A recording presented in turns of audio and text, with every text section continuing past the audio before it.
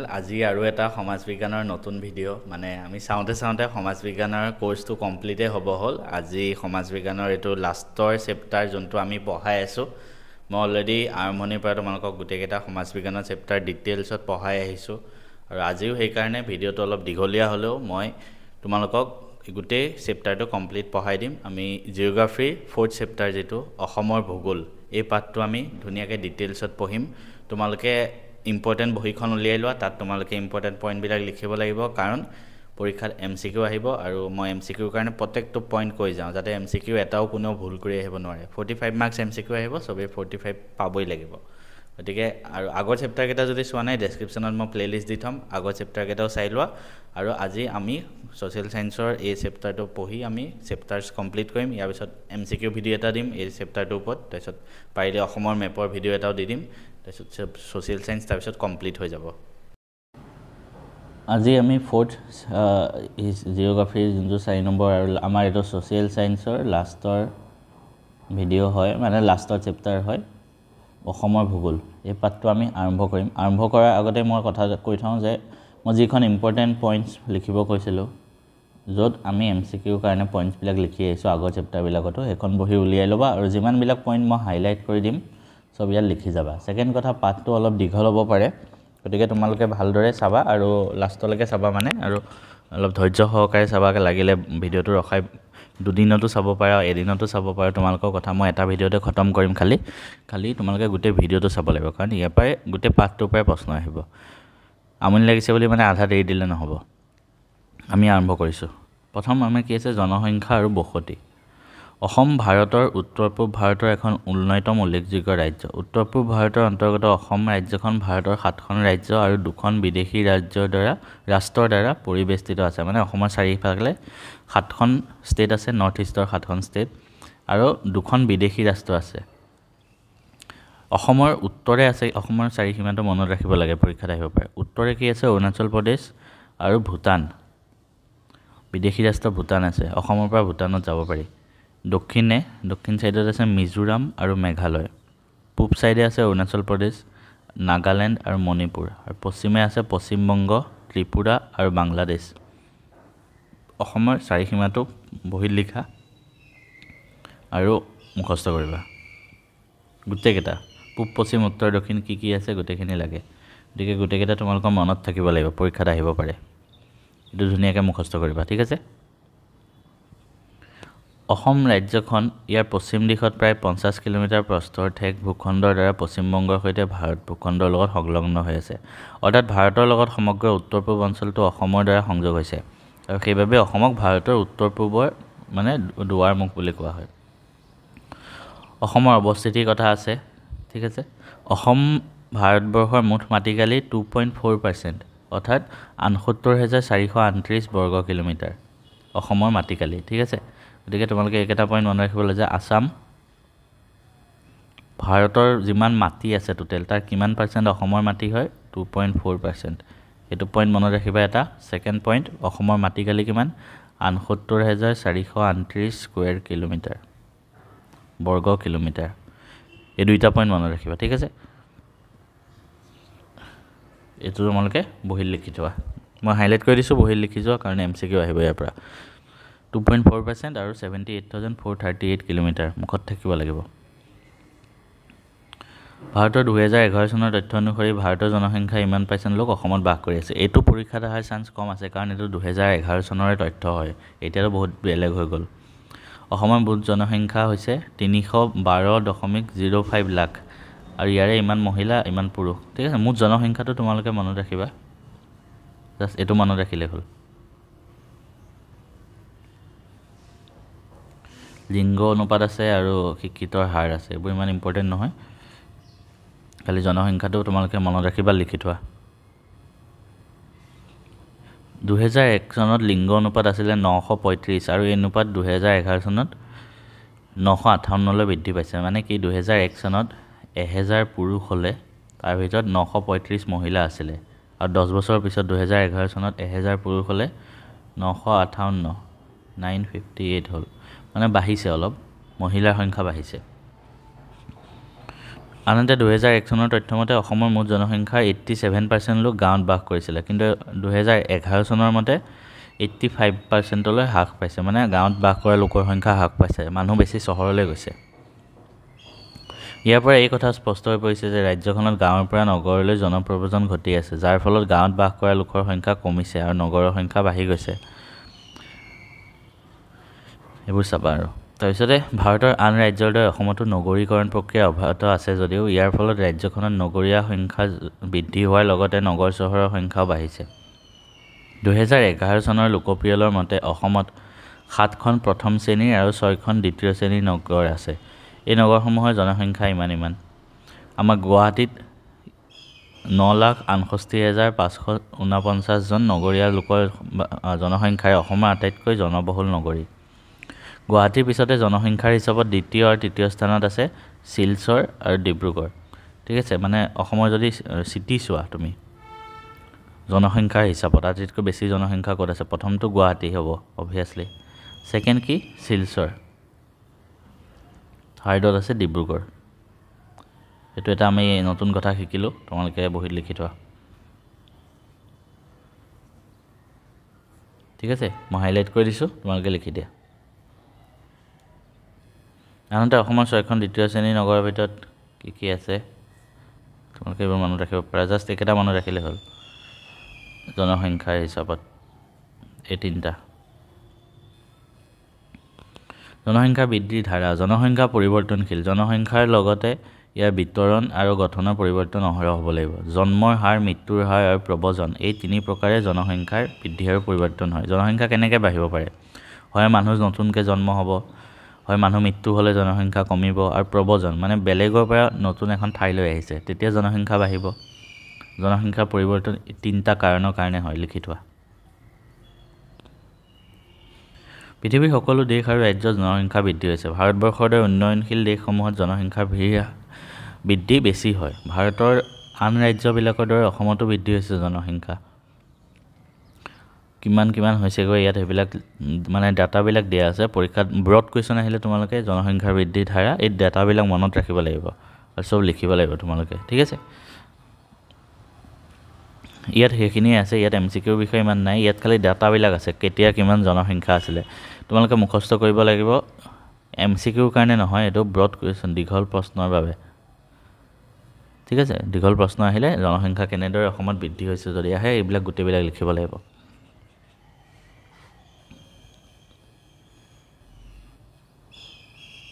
জনসংখ্যাৰ বিতৰণ চাও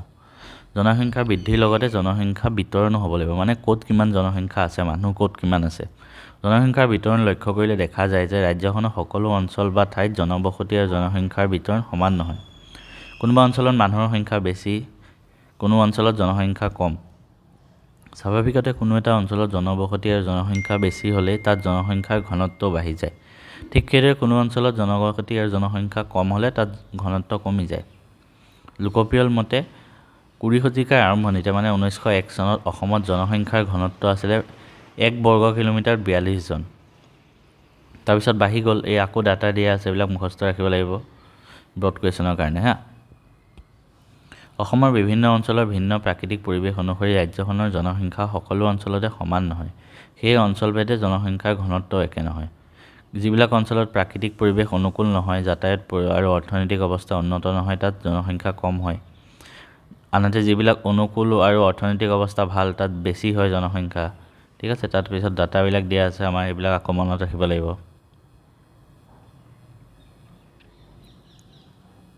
এখিনি ডাটাই আছে সব জিলা ভিত্তিত অসমৰ জনসংখ্যা আৰু বিতৰণ ঘনত্ব মন কৰিব লাগে অসমৰ জিলাসমূহৰ জনসংখ্যাৰ তথ্য তাত উল্লেখ আছে ঠিক আছে এইবোৰ ডাটাই সব ডাটা আছে অসমৰ জিলাসমূহৰ ভিতৰত 2001 চনৰ তথ্য অনুসৰি ইমানজন লোকে বাস কৰা কামৰূপ জিলাখন আটাইতকৈ অধিক জনসংখ্যাৰ জিলা আৰু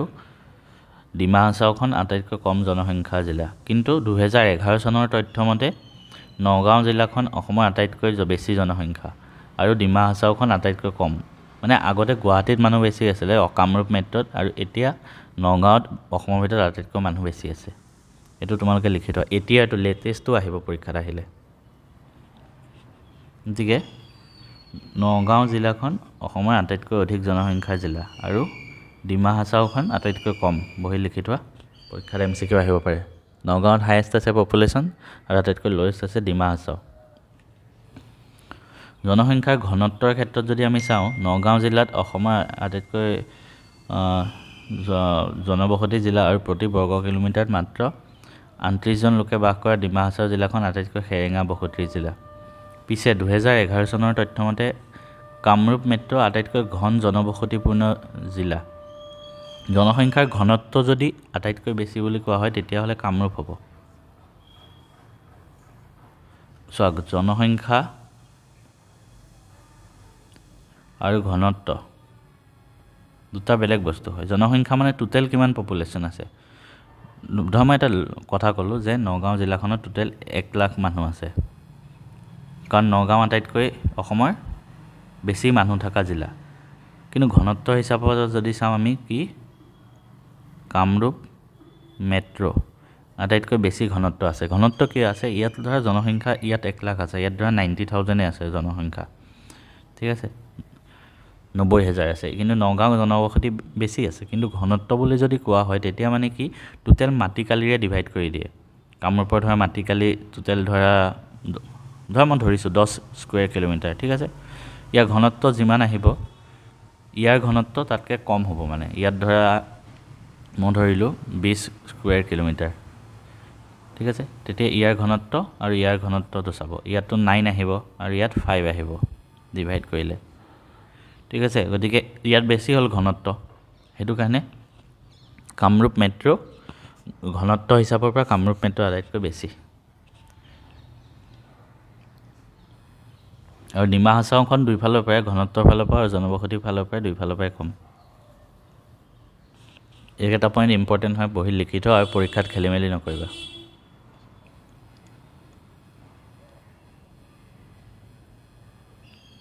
জনসংখ্যাৰ ঘনত্বৰ মেপ আছে নামনি অঞ্চলত অৱস্থিত জিলাসমূহৰ জনবসতিৰ ক্ষেত্ৰত দেখা যায় যে 2011 চনত উজনি ব্ৰহ্মপুত্ৰ উপত্যকাৰ জিলাকেইখনৰ ভিতৰত লখিমপুৰ আৰু শিৱসাগৰ জিলাৰ জনসংখ্যাৰ ঘনত্ব অসমৰ গড় ঘনত্বৰ তুলনাত বেছি বাকীবোৰ ডাটা দিয়া আছে জাষ্ট এইপিছত আমি চাম জনসংখ্যাৰ বৃদ্ধিৰ কাৰণ এইটো ব্ৰড কুৱেশ্যন বেছি আহে ইম্পৰ্টেণ্ট হয় জনসংখ্যাৰ বৃদ্ধিৰ কাৰণ জনসংখ্যা অসমত উচ্চ হাৰত জনসংখ্যা বৃদ্ধিৰ কাৰণ হৈছে মূলতঃ দুটা কাৰণ হৈছে ইয়াৰে এটা হৈছে জনসংখ্যাৰ প্ৰাকৃতিক বৃদ্ধি মানে নেচাৰেলি যি জনসংখ্যা বৃদ্ধি পাই গৈ আছে মানুহৰ জন্ম বেছি হৈ গৈ আছে আৰু আনটো হৈছে বাহিৰৰ পৰা অসমলৈ বেছি মানুহ আহে যেনেকৈ অসমৰ চুবুৰীয়া ৰাষ্ট্ৰ বাংলাদেশ সেইবিলাক জেগাৰ পৰা বেছি প্ৰব্ৰজন হয় তো জনসংখ্যাৰ যদি বৃদ্ধিৰ মূল কাৰণ হয় এটা হ'ল প্ৰাকৃতিক বৃদ্ধি আৰু ছেকেণ্ডটো হ'ল কি প্ৰব্ৰজন ঠিক আছে দুটা কাৰণ বুলি কৈছে গতিকে এইটো তোমালোকে লিখি ৰাখা কাৰণ দুটা কি কি অৱশ্যে ৰাজ্যখনৰ জনসংখ্যা বৃদ্ধিৰ ক্ষেত্ৰত জনসংখ্যাৰ প্ৰাকৃতিক বৃদ্ধিতকৈ প্ৰব্ৰজনৰ অৰিহণা বেছি কাৰণ বাংলাদেশৰ পৰা বেছি মানুহ আহে জনসংখ্যাৰ প্ৰাকৃতিক বৃদ্ধি দৰাচলতে জন্ম আৰু মৃত্যুৰ হাৰৰ ওপৰত নিৰ্ভৰশীল অসমৰ জনসংখ্যাৰ জন্ম আৰু মৃত্যুৰ হাৰ ভাৰতৰ গড় হাৰৰ মাজত বেছি পাৰ্থক্য নাই ইয়াৰ অৰ্থ এইটোৱে যে অসমত জনসংখ্যাৰ প্ৰাকৃতিক বৃদ্ধিৰ ফলত ৰাজ্যখনৰ যি জনসংখ্যা বাঢ়িছে সেই প্ৰায় একেই ভাৰতৰ বাকী ৰাজ্যতো হৈছে গতিকে বৰ্তমান সময়ত অধিক মাত্ৰাত হোৱা জনসংখ্যা বৃদ্ধিৰ ক্ষেত্ৰত এই কথা প্ৰতিপন্ন হৈছে যে অসমলৈ বুজন পৰিমাণে জনপ্ৰব্ৰজন যদি নঘটে তেনেহ'লে অসমৰ জনসংখ্যা স্বাভাৱিক হৈয়ে থাকিলে হয় সেই জনপ্ৰব্ৰজনটো এটা প্ৰধান কাৰণ বুলি চিহ্নিত হৈছে প্ৰধান কাৰণ হ'ল মানে মেইন ৰিজন হ'ল প্ৰব্ৰজনৰ কাৰণে বেছিকৈ হৈছে এইটো মনত ৰাখিবা প্ৰাকৃতিক ৰিজনটো ছেকেণ্ডত আহে ব্ৰিটিছে দেশৰ শাসনভাৰ লোৱাৰ সময়ৰ পৰা অৰ্থাৎ 1826 পৰা 92 সন্ধিৰ সময়ৰ পৰাই অসমলৈ কম পৰিমাণে জনপ্ৰব্ৰজন হৈ আছিল কিন্তু যোৱা শতিকাৰ আৰম্ভণিৰ পৰা অধিক সক্ৰিয় ৰূপত জনপ্ৰব্ৰজন হয় 1947 চনত যেতিয়া ভাৰত স্বাধীন হয় দেশ বিভাজন হয় বহু সংখ্যক হিন্দু শৰণাৰ্থী মানে তেতিয়াৰ পূব পাকিস্তান মানে বাংলাদেশৰ যিবিলাক হিন্দু হয় অসমলৈ প্ৰব্ৰজন কৰে আকৌ স্বাধীনতাৰ পৰৱৰ্তী কালছোৱাত অসমৰ জনসংখ্যা সেইকাৰণে বৃদ্ধি পায় বাকী এই ডেটাবিলাক দিয়া আছে তোমালোকে চাবা জনসংখ্যা বৃদ্ধিৰ কাৰণ আহিলে তোমালোকে দুইটা কাৰণে ধুনীয়াকৈ এক্সপ্লেইন কৰি লিখি দিবা পইণ্ট ৱাইজ তেতিয়া ফুল মাৰ্কছ পাবা ঠিক আছে এতিয়া আমি চালোঁ কি জনসংখ্যা বৃদ্ধিৰ কাৰণ নেক্সট আমি চাম ভাৰতৰ উত্তৰ পূৰ্বাঞ্চলৰ লগতে অসম ৰাজ্যখনৰ বিশেষ ভৌগোলিক অৱস্থানৰ বাবে ইয়াৰ উত্তৰ পূব দক্ষিণ আৰু পশ্চিম দিশৰ পৰা নানা জনগোষ্ঠী আৰু ভাষা-ভাষীৰ লোকৰ প্ৰাচীন কালৰ পৰা বৰ্তমানলৈকে এই ৰাজ্যলৈ আগমন ঘটি আহিছে। অসমৰ মনোমোহা প্ৰাকৃতিক পৰিৱেশ প্ৰাচুৰ্যৰে ভৰা জলসম্পদ, নদী উপত্যকাৰ সাৰুৱা মাটি, প্ৰচুৰ বৰষুণ আৰু নানা প্ৰজাতিৰ জীৱ-জন্তু আৰু উদ্ভিদৰ অৱস্থিতিয়ে প্ৰব্ৰজনকাৰীসকলক বাৰুকৈ আকৰ্ষণ কৰিছিলে। সেই বিভিন্ন সময়ত অসমলৈ বহুত বেলেগ বেলেগ ধৰণৰ জনগোষ্ঠী আহিছিলে, যাৰ ফলত অসমত নানা ভাষা, ধৰ্ম, সংস্কৃতিৰ লোক আছে। সেইকাৰণে ভাৰতবৰ্ষৰ ভিতৰত অসমখন এখন বৈচিত্ৰ্যময় ৰাজ্য, মানে বৈচিত্ৰ্যৰ মাজত একতা আছে। আমাৰ অসমত বা ভাৰতত বিভিন্ন জাতি, ধৰ্ম, ভাষা নিৰ্বিশেষে সকলো বাস কৰে। সেইটো বস্তু ইয়াতে কৈছে, এখন মিলন ভূমি হয়। সমাজ বিজ্ঞানীসকলে অনুমান কৰা মতে অসমলৈ আগমন ঘটা প্ৰথমটো জনশ্ৰুত আছিল অষ্ট্ৰিক জনগোষ্ঠীৰ লোকসকল। গতিকে অসমলৈ আগমন ঘটা প্ৰথমটো জনগোষ্ঠী কোন আছিল বুলি যদি সোধে পৰীক্ষাত MCQ, তেতিয়া কি ক'বা? অষ্ট্ৰিক। গতিকে এইটো প্ৰশ্ন তোমালোকে মানে এইটো পইণ্ট বহীখনত লিখি ৰাখা, এইটো আহিব পাৰে। এওঁলোক দক্ষিণ পূব এছিয়াৰ পৰা আহিছিলে। অসমৰ চুবুৰীয়া ৰাজ্য মেঘালয়ত বিস্তৃতভাৱে ভাগ কৰা খাচীয়া আৰু জয়ন্তীয়াসকল এই অষ্ট্ৰিক জনগোষ্ঠীৰ লোক। আমি লাষ্ট চেপ্টাৰটোতো হয়তো পঢ়িছিলোঁ যে অষ্ট্ৰিক জনগোষ্ঠীৰ লোক হয় মেঘালয়ৰ লোকসকল। এইটো পইণ্ট লিখি থোৱা, মেঘালয়ৰ খাচীয়া আৰু জয়ন্তীয়াসকল অষ্ট্ৰিক জনগোষ্ঠীৰ লোক হয়, মনত ৰাখিবা। এই লোকসকলৰ কিছু সংখ্যক লোক মেঘালয়ৰ সীমামূৰীয়া অসমৰ কাৰ্বি আংলং আৰু ডিমা হাছাও জিলাতো থাকে। কিছু সংখ্যক জয়ন্তীয়া লোক অৱশ্যে মেঘালয়ৰ সীমাৰ কাছাৰ জিলাতো আছে। কাছাৰ জিলা মই যেতিয়া শিলচৰ NID শিলচৰ পঢ়িছিলোঁ তাতো জয়ন্তীয়া লোক আছে কিছুমান। অষ্ট্ৰিকসকলৰ পিছত অসমলৈ আগমন ঘটা দ্বিতীয়টো জনশ্ৰুত আছিল তিব্বতীয় বৰ্মন ভাষা কোৱা মংগোলীয়সকল। প্ৰথম আহিছিলে কোন? অষ্ট্ৰিকসকল। ছেকেণ্ড কোন আহিছিলে? মংগোলীয় গোষ্ঠী। দুটা গোষ্ঠী আমি গম পালোঁ, ঠিক আছে। গতিকে এইটো পইণ্ট লিখি ৰাখা, দ্বিতীয়টো অসমলৈ আগমন ঘটা দ্বিতীয়টো জনশ্ৰুত আছিল কোন? মংগোলীয়সকল। এইটো লিখা, পৰীক্ষাত পইণ্ট আহিলে এইটো লিখিবা। এওঁলোক মধ্য এছিয়াৰ পৰা হিমালয় পৰ্বত অতিক্ৰম কৰি অসমলৈ আহিছিলে আৰু অসমৰ বিভিন্ন অঞ্চলত থিতাপি লৈছিল। বৰ্তমান সময়ত অসমত বাস কৰা খাচীয়া লোকসকলৰ বাহিৰে প্ৰায় সকলো জনজাতীয় মূলতঃ মংগোলীয় গোষ্ঠীৰ লোক। অসমৰ পৰ্বত ভৈয়ামৰ বিভিন্ন অঞ্চলত বাস কৰি থকা মংগোলীয় গোষ্ঠীৰ প্ৰধান জনজাতিসকল কোন কোন কৈছে ইয়াতে? মিচিং, বড়ো, ৰাভা, তিৱা, দেউৰী, সোণোৱাল, কছাৰী, মেচ এইবোৰ।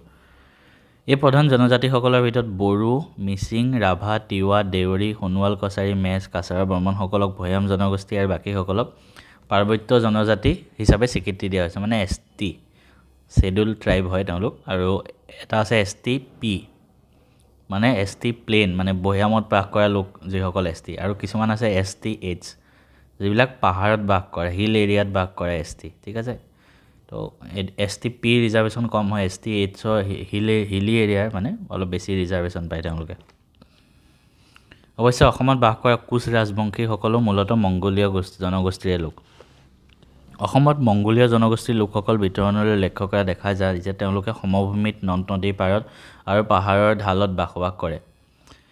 এই জনজাতিসকলৰ ভিতৰত জনসংখ্যাৰ ফালৰ পৰা অসমৰ আটাইতকৈ বৃহৎ জনজাতি বড়োসকল। অসমৰ আটাইতকৈ বৃহৎ জনজাতি কোন এতিয়া বুলি সেইটো আহিব পাৰে? বড়ো হয়, মনত ৰাখিবা। আটাইতকৈ বেছি মানে জনজাতি অসমত বড়োসকল আছে। বড়োসকলে অসমৰ প্ৰায় সকলো অঞ্চলতে কম বেছি পৰিমাণে জনবসতি কৰি আছে, যদিও ব্ৰহ্মপুত্ৰৰ উত্তৰ পাৰৰ কোকৰাঝাৰ, বঙাইগাঁও, চিৰাং, বাক্সা, ওদালগুৰি জিলাত, দৰং, শোণিতপুৰতো বহুত আছে, বড়ো আছে। অসমৰ দ্বিতীয় বৃহৎ জনজাতি হ'ল মিচিং। প্ৰথম হ'ল বড়ো, দ্বিতীয় হ'ল মিচিং, মনত ৰাখিবা। ফাৰ্ষ্ট হ'ল বড়ো, ছেকেণ্ড হ'ল মিচিং, দুইটাই মনত ৰাখিবা। পৰীক্ষাত MCQ আহিব পাৰে, লিখি ৰাখা, গতিকে হাইলাইট কৰি দিছোঁ। মিচিংসকলে সাধাৰণতে নদী কাষৰীয়া অঞ্চলত বাস কৰে। অসমৰ প্ৰধানকৈ লখিমপুৰ, ডিব্ৰুগড়, শিৱসাগৰ, যোৰহাট আৰু শোণিতপুৰৰ নদী কাষৰীয়া অঞ্চলত মিচিংসকল আছে। ৰাভা জনজাতিৰ লোকসকল ক'ত ক'ত আছে কৈছে, তিৱাসকল ক'ত ক'ত আছে কৈছে। এইবোৰ তোমালোকে মনত ৰাখিব লাগিব যেতিয়া দীঘল কুৱেশ্যন আহে। দেউৰীসকল, সোণোৱালসকল, এইবোৰ তেতিয়া তোমালোকে লিখিব লাগিব, আৰু সেইটো কাৰণে মনত ৰাখিব লাগিব জাষ্ট, ঠিক আছে। ক'ত কোন জনজাতি আছে এইবোৰ আছে মানে। জনসংখ্যাৰ ফালৰ পৰা কাৰ্বি হ'ল অসমৰ তৃতীয় বৃহৎ জনজাতি। থাৰ্ডত কোন আছে? কাৰ্বিসকল আছে, তৃতীয় বৃহৎ। ফাৰ্ষ্ট কি? বড়ো, ছেকেণ্ড মিচিং, থাৰ্ড কাৰ্বি, তিনিটাই মনত ৰাখিব লাগিব। তো সেইটোও লিখি ৰাখা। থাৰ্ডত আছে কাৰ্বি, এইটোও MCQ আহিব পাৰে। কাৰ্বি আংলঙৰ জিলাৰ বাহিৰেও কাৰ্বিসকল কামৰূপ নগাঁও শোণিতপুৰ চবতে আছে এইবোৰ বাকী লিখি ৰাখিবা কুকি লোকসকল ডিমা হাছাও জিলাত বসতি আছে কুকি লোকসকল কোনখন জিলাত আছে ডিমা হাছাও জিলাত হা এইটো মনত ৰাখিবা এইটো পইণ্ট লিখা ডিমা হাছাও জিলাত আছে কুকি জনজাতিৰ লোকসকল মাৰ জনজাতিৰ লোকসকল ক'ত আছে ডিমা হাছাওত হাজংসকল প্ৰধানকৈ কাৰ্বি আংলং আৰু ডিমা হাছাওত থাকে জেংমি নগা এইবোৰ আছে জাষ্ট মনত ৰাখিবৰ কাৰণে মই MCQৰ কাৰণে কথাবোৰ কৈ আছিলোঁ তোমালোকক আৰু বাকীটো এইখিনি মনত ৰাখিবলৈ তোমালোকে ব্ৰড কুৱেশ্যন আহিলে চব যেতিয়া লিখিব লাগিব তেতিয়া মনত থাকিব লাগিব সম্ভৱতঃ মংগোলীয় জনগোষ্ঠীৰ লোকসকল অহাৰ পিছত সিন্ধু আৰ্যমূলৰ ভাষা কোৱা লোকসকল গংগা সমভূমি অঞ্চলৰ পৰা অসমলৈ আহিছিলে এওঁলোক আছিলে মূলতঃ ককেশীয় জনগোষ্ঠীৰ লোক প্ৰথমতে স্থানীয় ৰজা বা শাসনকালত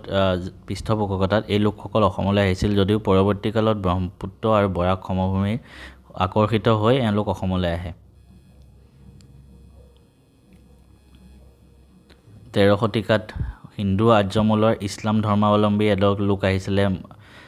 কুতুবুদ্দিনৰ সেনাপতি মহম্মদ বিন বখতিয়াৰ খিলিজিৰ নেতৃত্বত অসমলৈ আহিছিলে তো মুছলমানসকলৰ কথা কৈছে আন এটা জনগোষ্ঠী আহোমসকলৰ কথা কৈছে ঠিক আছে আহোমসকল মূলতঃ মংগোলীয় জনগোষ্ঠীৰ লোক আহোমসকল কি জনগোষ্ঠীৰ লোক হয় মংগোলীয় জনগোষ্ঠীৰ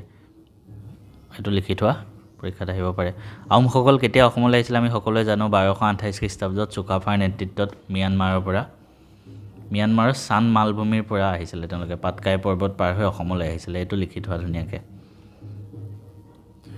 ঠিক আছে আৰু মুছলমানসকল অসমলৈ কেতিয়া আহিছিলে এইটো লিখি থোৱা মহম্মদ বিন বখতিয়াৰ খিলিজিৰ নেতৃত্বত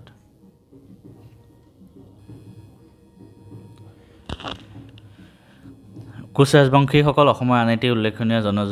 জনগোষ্ঠী কোচ ৰজা বিশ্বসিংহৰ নেতৃত্বত কোচসকলে অসমৰ পশ্চিম প্ৰান্তত ৰাজ্য স্থাপন কৰি নামনি অসমৰ বৰনদীলৈকে আহিছিলে কোচ ৰজা বিশ্বসিংহৰ নেতৃত্বত কোচসকল অসমলৈ আহিছিলে এইটো মনত ৰাখিবা এইটো লিখি থোৱা কোচসকল কাৰ নেতৃত্বত আহিছিলে বিশ্বসিংহ তাৰপিছত তেওঁৰ পুত্ৰ ৰজা নৰনাৰায়ণ আৰু মহাবীৰ চিলাৰায়ৰ নেতৃত্বত কোচসকলে নামনি অসমৰ পৰা উজনি অসম পৰ্যন্ত সাম্ৰাজ্য বিস্তাৰ কৰে ৰজা নৰনাৰায়ণৰ ভাতৃ গোহাঁই কমলৰ নেতৃত্বত ব্ৰহ্মপুত্ৰৰ উত্তৰ পাৰত কোচবিহাৰৰ লখিমপুৰ জিলাৰ পৰা নাৰায়ণপুৰলৈকে সুদীৰ্ঘ গোহাঁই কমল নামৰ আলিটোৱে কোচ ৰাজত্বৰ কথা আজিও সোঁৱৰাই কি এটা আলি বনাইছিলে গোহাঁই কমল তেওঁ নিজৰ নামতে ৰজাজনে আলি বনাইছিলে সেই আলিটো ক'ৰ পৰা আছিলে কোচবিহাৰৰ এইটো মনত ৰাখিব লাগিব সেইটো কাৰণে মই লিখিছোঁ কোচবিহাৰৰ লখিমপুৰৰ পৰা ক'লৈকে আছিলে নাৰায়ণপুৰলৈকে ঠিক আছে এইটো মনত ৰাখিব লাগিব কোনে বনাইছিলে গোহাঁই কমল আলি গোহাঁই কমলে বনাইছিলে ক'ৰ পৰা বনাইছিলে খালি সেইটো মনত ৰাখিবা কোচবিহাৰ লখিমপুৰৰ পৰা নাৰায়ণপুৰলৈকে সেইটো লিখি থোৱা সেইটো কাৰণে ঠিক আছে MCQ আহিব পাৰে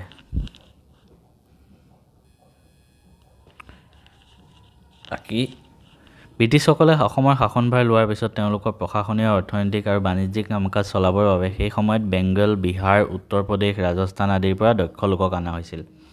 আনকি নেপালৰ পৰা কিছুমান নেপালীও আনিছিলে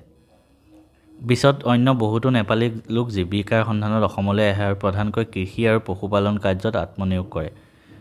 ব্ৰিটিছসকল অসমলৈ আহি চাহ খেতি আৰম্ভ কৰাৰ লগে লগে বনোৱাৰ প্ৰয়োজন হৈছিল স্থানীয় লোকসকল চাহ খেতিত বনোৱা মানে ইচ্ছুক নাছিল সেয়ে ব্ৰিটিছসকলে মধ্য ভাৰতৰ চুটনাগপুৰ মালভূমি অঞ্চলৰ জনজাতিসকলক চাহ বনোৱা হিচাপে অসমলৈ আনে পিছলৈ এই লোকসকল চাহ জনজাতি বুলি স্বীকৃত হয় এই চাহ জনজাতিসকল মুণ্ডাৰী ভাষা কোৱা মূলতঃ অষ্ট্ৰিক জনগোষ্ঠীৰ লোক ঠিক আছে গতিকে ব্ৰিটিছে চাহ জনজাতিসকলক ক'ৰ পৰা আনিছিলে এইটো পইণ্ট MCQত আহিব পাৰে ক'ৰ পৰা আনিছিলে মধ্য ভাৰতৰ চুটনাগপুৰ মালভূমি অঞ্চলৰ পৰা এইটো হ'ল ফাৰ্ষ্ট পইণ্ট লিখা ছেকেণ্ড পইণ্ট এইটো লিখা যে চাহ জনজাতিসকল মুণ্ডাৰী ভাষা কয় কি ভাষা কয় মুণ্ডাৰী ভাষা আৰু কি জনগোষ্ঠীৰ লোক অষ্ট্ৰিক জনগোষ্ঠী ঠিক আছে MCQ আহিব পাৰে MCQ ক'ৰ পৰা আহিব মই ধুনীয়াকৈ তোমালোকক কৈ দিলোঁ অসমলৈ আগমন ঘটা আন এটা উল্লেখযোগ্য জনস্ৰোত হৈছে তেতিয়াৰ পূৰ্ব অংগৰ পৰা অহা ভূমিহীন মুছলমান কৃষকসকল প্ৰায় 19 শতিকাৰ শেষৰ পৰা দেশে স্বাধীনতা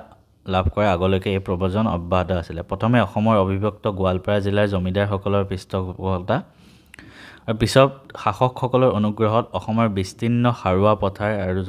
খেৰেঙা যিবিলাক জনবসতি অঞ্চল তাত ভূমিহীন কৃষকৰ প্ৰব্ৰজন আহে এইখিনি আছে তো এইদৰে মানে ইয়াত কোৱা হ'ল যে অসমৰ পৰা কেনেকৈ বিভিন্ন ধৰণৰ অঞ্চলৰ পৰা জনস্ৰোত আহে জনবসতি আহে আৰু তোমালোকে সেইটো ব্ৰড কুৱেশ্যন আহিলে বেছিকৈ মনত ৰাখিব লাগিব সেইটো কাৰণে ইয়াত হিন্দু মুছলমান খ্ৰীষ্টান বৌদ্ধ জৈন শিখ সকলো ধৰ্মৰ লোক আছে অসমত জনসংখ্যাৰ হিচাপত অসমত হিন্দু ধৰ্মাৱলম্বী লোকৰ সংখ্যা আটাইতকৈ বেছি তাৰপিছত মুছলমান খ্ৰীষ্টান বৌদ্ধ জৈন আৰু শিখ আছে ভাৰতৰ লোকপিয়ল মতে 1991 চনত অসমত মুঠ জনসংখ্যাৰ প্ৰায় 67% হিন্দু আছিলে 2001 চনত এইটো হ্ৰাস পায় আগতে যিমান আছিলে তাতকৈ হিন্দু সংখ্যা হ্ৰাস পায় 64% হয় আৰু মুছলমানৰ সংখ্যা বৃদ্ধি পায় আগতে 28% আছিলে মুছলমান অসমত এতিয়া 30.9% হৈ গ'ল মুছলিম বাঢ়ি গ'ল মানে সেইদৰে খ্ৰীষ্টান বাকী ধৰ্মৰ লোকসকলো বাঢ়িছে অসমৰ ভাষা যদি চাওঁ আমি জনসংখ্যাৰ তথ্যৰ পৰা দেখা যায় যে অসমীয়া আৰু বঙালী হৈছে শেডিউল অসমৰ দুটা প্ৰধান ভাষা অসমীয়া ভাষা অসমৰ ৰাজ্য ভাষা হয় অসমৰ ৰাজ্য ভাষা অসমীয়া ব্ৰহ্মপুত্ৰ উপত্যকাৰ প্ৰধান কথিত ভাষা হৈছে অসমীয়া আৰু বৰাক উপত্যকাৰ বঙালী ঠিক আছে গতিকে অসমৰ ভাষাৰ কথাও আছে অসমত বাস কৰা বিভিন্ন জনজাতিৰ লোকসকলৰ নিজা নিজা ভাষা আছে এওঁলোকৰ অৱশ্যে অনুসূচীভুক্ত ভাষা নহয় এইবিলাকৰ ভিতৰত প্ৰধানকৈ বড়ো মিচিং কাৰ্বি তেওঁলোকৰ নিজৰ নিজৰ ভাষাও আছে ঠিক আছে এতিয়া আমি চাম পৰিবহণ ব্যৱস্থাৰ বিষয়ে অসমৰ পৰিবহণ ব্যৱস্থা প্ৰথম আছে পৰিবহণ ব্যৱস্থা কি হয় মানে যে বৰ্তমান সময়ত অৰ্থনৈতিক উন্নয়নৰ অপৰিহাৰ্য উপাদান ভাল পৰিবহণ ব্যৱস্থাৰ যোগেদি বিভিন্ন অঞ্চলৰ মাজত আমি সংযোগ স্থাপন কৰিব পাৰোঁ তাৰ উপৰি সম্পদ জ্ঞান আৰু সভ্যতা সংস্কৃতি আদান প্ৰদান হয় মানে এটা জেগাৰ পৰা এটা জেগালৈ আমি বস্তু কঢ়িয়াব পাৰোঁ সুপৰিবহণ ব্যৱস্থাৰ ফলত দেশ এখনৰ সৰ্বাংগীন উন্নয়ন হোৱা তাৰ লগতে নিয়োগৰো সৃষ্টি হয় যেতিয়া তুমি ৰেল বেছি হ'ব তাত এমপ্লয়মেণ্ট বেছি হ'ব বাছ বেছি হ'লে তাত এমপ্লয়মেণ্ট বেছি হ'ব ঠিক আছে পৰিবহণ ব্যৱস্থা কেনেকুৱা ধৰণৰ স্থলপথ যেনেকৈ বাছ জলপথ জাহাজেদি যাব পাৰে আকাশী পথ বিমান আদি বা ৰেলপথ আছে ৰেলপথটো স্থলপথতে আহিব কৃষি শিল্প বাণিজ্য আদি সকলো অৰ্থনৈতিক খণ্ডৰ বিকাশ নিৰ্ভৰ কৰে পৰিবহণ ব্যৱস্থাৰ ওপৰত আমি গতিকে আৰু তাৰ লগতে অসম হৈছে উত্তৰ পূব ভাৰতৰ দুৱাৰমুখ মানে অসমৰ পৰা বাকী এখন ৰাজ্যত উত্তৰ পূবত যাব পাৰি এই দুৱাৰমুখৰ জৰিয়তে সমগ্ৰ ভাৰতবৰ্ষৰ লগত উত্তৰ পূবৰ ৰাজ্যসমূহে সংযোগ স্থাপন কৰি আছে অসমৰ পৰিবহণ ব্যৱস্থাৰ ভিতৰত আটাইতকৈ ইম্পৰ্টেণ্ট পথ পৰিবহণ ৰেল পৰিবহণ জল আৰু বিমান পৰিবহণ এইসমূহৰ বিষয়ে আমি এটা এটাকৈ ডিছকাছ কৰিম পথ পৰিবহণ হৈছে আটাইতকৈ পুৰণি পৰিবহণ ব্যৱস্থা ৰাস্তাৰে যোৱাটো জনসাধাৰণৰ অহা যোৱা আৰু মাল বস্তু অনা নিয়াৰ বাবে পথ পৰিবহণ সুচল কম দূৰত্বৰ বাবে পথ পৰিবহণ আটাইতকৈ উপযোগী আমি যেতিয়া সৰু সৰু জেগালৈ যাওঁ যেনেকৈ এখন জিলাৰ ভিতৰত আমি এটা জেগাৰ পৰা এটা জেগালৈ যাওঁ আমি ট্ৰেইনত নাযাওঁ আমি বাছত যাওঁ অসমৰ গ্ৰাম্য অৰ্থনীতিত পথ পৰিবহণ ব্যৱস্থাৰ গুৰুত্বপূৰ্ণ অৱদান আছে পথ পৰিবহণ ব্যৱস্থাৰ প্ৰধান সুবিধা কি কি পৰীক্ষাত আহিব পাৰে বৰ্ড কুৱেশ্যন লিখি থোৱা এই পথ পৰিবহণ ব্যৱস্থা সুচল বেগী আৰু নিৰ্ভৰযোগ্য স্পীডত যাব পাৰে সুচল হয় আৰু নিৰ্ভৰযোগ্য হয় ই সৰু আৰু ভিতৰুৱা ঠাইসমূহৰ লগত সহজে সংযোগ স্থাপন কৰে পাহাৰ মালভূমি আৰু সমভূমিৰ মাজত পথ পৰিবহণে সুন্দৰকৈ যাতায়াত সুবিধা দিয়ে যেনেকৈ পাহাৰ অৰুণাচল আৰু অসমৰ পৰা যেতিয়া আহিব লাগে আমি পথ পৰিবহণে বেছিকৈ যাওঁ তাৰোপৰি কৃষি শিল্প আদি উৎপাদিত যিবিলাক সামগ্ৰী পৰিবহণৰ ক্ষেত্ৰত পথ পৰিবহণৰ ব্যৱস্থা বিশেষভাৱে উপযোগী হয় পথ পৰিবহণ ব্যৱস্থাৰ মেৰামতি নিৰ্মাণো খৰচ কম হয় আমি ৰাস্তা এটা কম খৰচতে বনাব পাৰোঁ কিন্তু ৰেল লাইন বা বাকী যিবিলাক পৰিবহণ ব্যৱস্থা সেইবিলাকত আমি বেছি খৰচ হয় বিভিন্ন পৰ্যটন কেন্দ্ৰৰ মাজত ভালদৰে সংযোগ স্থাপন কৰি পৰ্যটন উদ্যোগতো পথ পৰিবহণে আগুৱাই নিব পাৰে গতিকে তোমালোকে বহিখনত লিখা পথ পৰিবহণ ব্যৱস্থাৰ সুবিধাসমূহ আৰু গোটেইকেইটা পইণ্ট লিখা ক খ গ ঘ ঙ প্ৰথম চ গোটেইকেইটা পথ পৰিবহণৰ কথা অসমৰ দৈৰ্ঘ্য তালিকা দিয়া আছে এইবিলাক ইমান ইম্পৰ্টেণ্ট নহয় অসমৰ অন্তৰ্গত ৰাষ্ট্ৰীয় ঘাইপথ পথসমূহ কি কি 31 নম্বৰ ৰাষ্ট্ৰীয় ঘাইপথৰ পৰা আছে তোমালোকে নিজৰ নিজৰ জেগাত কি ৰাষ্ট্ৰীয় ঘাইপথ আছে তোমালোকে এই তালিকাখনত চাব পাৰে এনেই পথ পৰিবহণ ব্যৱস্থাৰ ভিতৰত মুঠ 7 প্ৰকাৰৰ পথ আছে অসমত পকী পথ পকী নোহোৱা পথ ৰাষ্ট্ৰীয় ঘাইপথ ৰাজ্যিক পথ, জিলাৰ প্ৰধান পথ, গাঁৱলীয়া পথ আৰু নগৰৰ পথ। এই 7টা পথ টাইপ তোমালোকে মনত ৰাখা। পৰীক্ষাত আহিব আৰু গোটেই 7টা পথেই তোমালোকে লিখিব লাগিব গোটেইকেইটা। অফিচিয়েলি 7টা পথ আছে, গতিকে তোমালোকে মুখস্থ কৰিব লাগিব 7টা। লিখি থোৱা। এই 7বিধ পথ সামৰি 2015-16 বৰ্ষৰ তথ্য মতে অসমৰ মুঠ পথ দৈৰ্ঘ্য হৈছে 48,725 কিলোমিটাৰ। তালিকা 4.6ত ইমান দৈৰ্ঘ্য দিয়া আছে। বাকী পথৰ বিষয়ে লিখা আছে, তোমালোকে পঢ়িবা। নেক্সট আমি ৰেল পৰিবহণৰ বিষয়ে পঢ়িম। ৰেল ভাৰতৰ অৰ্থনৈতিক ব্যৱস্থাত ৰেল পৰিবহণে গুৰুত্বপূৰ্ণ অৰিহণা আগবঢ়াই আহিছে বহুত আগৰ পৰাই। পথ পৰিবহণৰ দৰে ৰেল পৰিবহণৰো বহুত সুবিধা আছে। সেইসমূহৰ ভিতৰত কি? দীৰ্ঘ দূৰত্বৰ বাবে যাত্ৰী আৰু বয় বস্তু কঢ়িয়াই নিবৰ বাবে ৰেল পৰিবহণ ব্যৱস্থা সুচল আৰু নিৰ্ভৰযোগ্য। মানে অলপ দূৰ জেগাত যাবলৈ ৰেল পৰিবহণ ব্যৱস্থা বেষ্ট হয়। অসমৰ অৰ্থনৈতিক উন্নয়নৰ লগতে আন্তঃগাঁথনি আৰু ঔদ্যোগিক বিকাশৰ ক্ষেত্ৰত প্ৰয়োজনীয় সম্পদ পৰিবহণৰ বাবে ৰেল পৰিবহণ ব্যৱস্থা গুৰুত্বপূৰ্ণ। ৰেল পৰিবহণ ব্যৱস্থাৰ সম্প্ৰসাৰণৰ ফলত অসমত নিয়োগ সৃষ্টি হৈছে। যিমানে ৰেল বাঢ়িছে সিমানে ৰেলৰ কৰ্মচাৰী বাঢ়িছে, ৰেলৱেত নিযুক্তি বাঢ়িছে, গতিকে জবো দিছে। এই পৰিবহণ ব্যৱস্থাই দূৰ দূৰণিৰ ৰাজ্যৰ লগত অসমক সংযোগ কৰি লৈছে, ৰাষ্ট্ৰীয় ঐক্য গঢ়ি তুলিছে। মানে বেলেগ ৰাজ্যৰ পৰা অসমলৈ আহিবলৈ, অসমৰ পৰা বেলেগ ৰাজ্যত যাবলৈ ৰেল পৰিবহণ ভাল হয়। ৰেল পৰিবহণ ব্যৱস্থা পথ পৰিবহণ ব্যৱস্থাৰ উন্নতিৰ ক্ষেত্ৰত বিশেষ সহায় কৰিছে। গতিকে ৰেল পৰিবহণ ব্যৱস্থাৰ সুবিধাসমূহ গোটেইকেইটা সুবিধা তোমালোকে লিখি ৰাখা পইণ্ট কৰি। ক, খ, গ, ঘ, ঙ 5টা পৰীক্ষাত আহিলে লিখিব লাগিব। অসমৰ ৰেল পৰিবহণ ব্যৱস্থাৰ দায়িত্বত কোন আছে? উত্তৰ পূব সীমান্ত ৰেল মণ্ডল, নৰ্থ ইষ্ট ফ্ৰণ্টিয়াৰ ৰেলৱে বুলি কয়। নৰ্থ ইষ্ট ফ্ৰণ্টিয়াৰ ৰেলৱে, উত্তৰ পূব সীমান্ত মণ্ডল ৰেল মণ্ডল। এই মুখ্য কাৰ্যালয় গুৱাহাটীৰ মালিগাঁৱত আছে। মালিগাঁৱত যেতিয়া তোমালোকে গুৱাহাটীত যাবা, মালিগাঁও ফ্লাইঅভাৰৰ তলত মানে ফ্লাইঅভাৰ দি উঠি গ'লে নহ'ব, তলত ৰেলৱে হেডকোৱাৰ্টাৰ আছে। সেইটো মনত ৰাখিবা। ক'ত আছে? উত্তৰ পূব সীমান্ত ৰেল মণ্ডলৰ কাৰ্যালয়, মুখ্য কাৰ্যালয় ক'ত আছে? গুৱাহাটীৰ মালিগাঁৱত। বাকী দৈৰ্ঘ্য দিয়া আছে, মুখস্থ কৰিব পাৰা। এইখন মেপত অসমৰ ৰেল পৰিবহণ ক'ত ৰেল লাইন আছে এইবিলাক চব আছে ইয়াতে। নেক্সট আমি চাম জল পৰিবহণ। অসমৰ জল পৰিবহণ ব্যৱস্থা মূলতঃ আভ্যন্তৰীণ জল পৰিবহণ ব্যৱস্থা। জল পৰিবহণ মানে ফেৰী হওক, ফেৰী আটাইতকৈ ইম্পৰ্টেণ্ট, বা বেলেগ বেলেগ ধৰা জাহাজ তেনেকুৱা। অসম এখন নদী প্ৰধান ৰাজ্য। ভাৰতৰ মুঠ জলসম্পদৰ প্ৰায় 32% জলসম্পদৰ অধিকাৰী ব্ৰহ্মপুত্ৰ, বৰাক আৰু বিভিন্ন উপনৈ। ঠিক আছে। শদিয়াৰ পৰা ধুবুৰীলৈকে ব্ৰহ্মপুত্ৰৰ 891 কিলোমিটাৰ নাব্য জলপথ আৰু বৰাকৰ 191 কিলোমিটাৰ নাব্য জলপথ আছে। ব্ৰহ্মপুত্ৰৰ এই জলপথটো 1968 চনত দেশৰ দ্বিতীয়টো ৰাষ্ট্ৰীয় জলপথ হিচাপে ঘোষণা কৰা হৈছিল। ঠিক আছে, দেশৰ দ্বিতীয়টো ৰাষ্ট্ৰীয় জলপথ লিখি ৰাখা, ব্ৰহ্মপুত্ৰ নাব্য জলপথটো। এই জলপথটোৱে সমগ্ৰ অসমৰ লগতে সমগ্ৰ উত্তৰ পূব ভাৰতৰ অৰ্থনৈতিক উন্নয়নত অৰিহণা যোগাই আহিছে।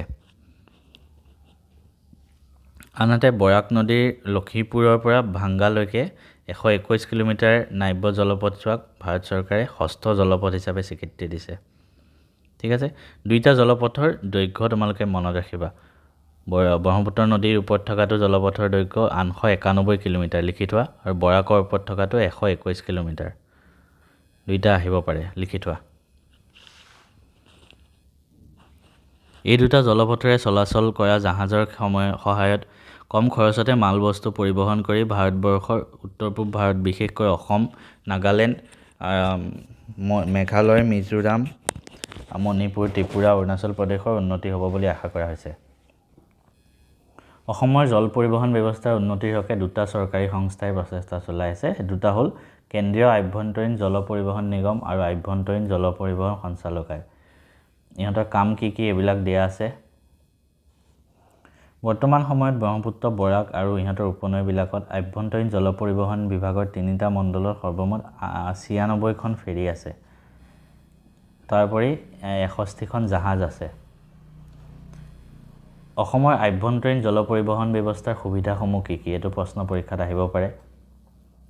আগতে যেনেকৈ পথ পৰিবহণৰ সুবিধা, ৰেল পৰিবহণৰ সুবিধা ক'লোঁ। জল পৰিবহণৰ ক্ষেত্ৰত অসম নদীমাতৃক ৰাজ্য হোৱাৰ বাবে ইয়াত জল পৰিবহণ ব্যৱস্থাৰ প্ৰসাৰৰ বাবে অনেক সুযোগ আৰু সুবিধা আছে অন্য পৰিবহণৰ তুলনাত জল পৰিবহণৰ ইন্ধনৰ খৰচ কম হয় এটো মনত ৰাখিবা থাৰ্ড পইণ্ট কি গধুৰ মালবস্তু পৰিবহণৰ বাবে জল পৰিবহণ আটাইতকৈ উপযোগী যেতিয়া বেছি আমি গধুৰ বস্তু ইণ্ডাষ্ট্ৰীৰ কাৰণে নিব লাগে তেতিয়া ফেৰী বা জাহাজ ইউজ হয় আভ্যন্তৰীণ জল পৰিবহণে ৰাজ্যখনৰ ভিতৰতে মানুহ আৰু মালবস্তু পৰিবহণৰ ক্ষেত্ৰত সুবিধা আগবঢ়াইছে পথ পৰিবহণৰ দৰে পথ পৰিবহণ বা ৰেল পৰিবহণত যেতিয়া বেছি ধোঁৱা ওলাই বায়ু প্ৰদূষণ থাকে জল পৰিবহণত বায়ু প্ৰদূষণ নাথাকে পথ পৰিবহণৰ ক্ষেত্ৰত পিছপৰীয়া ঠাইসমূহৰ জনসাধাৰণৰ যাতায়াত আৰু মালবস্তু অনা নিয়াৰ বাবে জল পৰিবহণে সহায় কৰে প্ৰাকৃতিক দুৰ্যোগ বিশেষকৈ বানপানীৰ সময়ত জল পৰিবহণ ব্যৱস্থা অধিক গুৰুত্বপূৰ্ণ হৈ থাকে কাৰণ যেতিয়া বানপানী হয় বাছ চাছটো চলিব নোৱাৰে ট্ৰেইন চলিব নোৱাৰে তেতিয়া জল পৰিবহণটোৱে বেছি গুৰুত্বপূৰ্ণ হয় গতিকে এই সুবিধাকেইটা লিখি থোৱা গতিকেটা নেক্সট আমি চাম বিমান পৰিবহণ ফ্লাইট বিমান পৰিবহণ আধুনিক পৰিবহণ ব্যৱস্থাৰ অংগ অসমত এতিয়া বিমান পৰিবহণ দিনে মানে বেছি উন্নত হৈ গৈছে অসমত ক'ত এয়াৰপোৰ্ট আছে মেইনটো ইণ্টাৰনেশ্যনেল এয়াৰপোৰ্ট গুৱাহাটীত আছে লোকপ্ৰিয় গোপীনাথ বৰদলৈ আন্তৰ্জাতিক বিমানবন্দৰ তাৰোপৰি তেজপুৰ যোৰহাট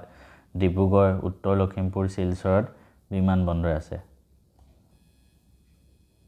অৱশ্যে ধুবুৰী ৰূপসীত থকা বিমানবন্দৰটো ভালেমান বছৰ ধৰি অচল হৈ আছে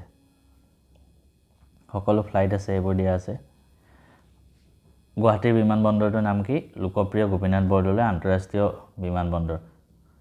উত্তৰ পূব নৰ্থ ইষ্টৰ ভিতৰত এইটোৱে একমাত্ৰ আন্তঃৰাষ্ট্ৰীয় বিমানবন্দৰ এইটো লিখি থবা উত্তৰ পূব ভাৰতৰ একমাত্ৰ ইণ্টাৰনেশ্যনেল এয়াৰপোৰ্ট কি হয় গুৱাহাটী হয়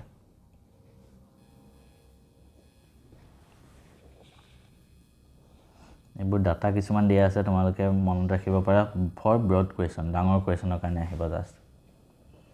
নেক্সট আমি চাম পৰিবহণ ব্যৱস্থাৰ সমস্যাসমূহ অসমত আমি চালো জল পৰিবহণ পথ পৰিবহণ ৰেল পৰিবহণ আৰু বিমান তাৰ সমস্যা কি কি ব্ৰড কোৱেশ্চন আহিব পৰীক্ষা দিয়াৰ পৰা যদিও অসমত আধুনিক পৰিবহণ ব্যৱস্থাৰ সা সুবিধা আছে তথাপি ভাৰতৰ আন অঞ্চলৰ তুলনাত অসমত পৰিবহণ পিছপৰি আছে অসমৰ পথ পৰিবহণ ৰেল পৰিবহণ জল পৰিবহণ আৰু বিমান চুকে কোণে থকা ঠাইবোৰৰ মাজত সংযোগ ঘটাই ৰাজ্যখনৰ অৰ্থনীতিৰ আভ্যন্তৰীণ বৃদ্ধিত অৰিহণা যোগাইছে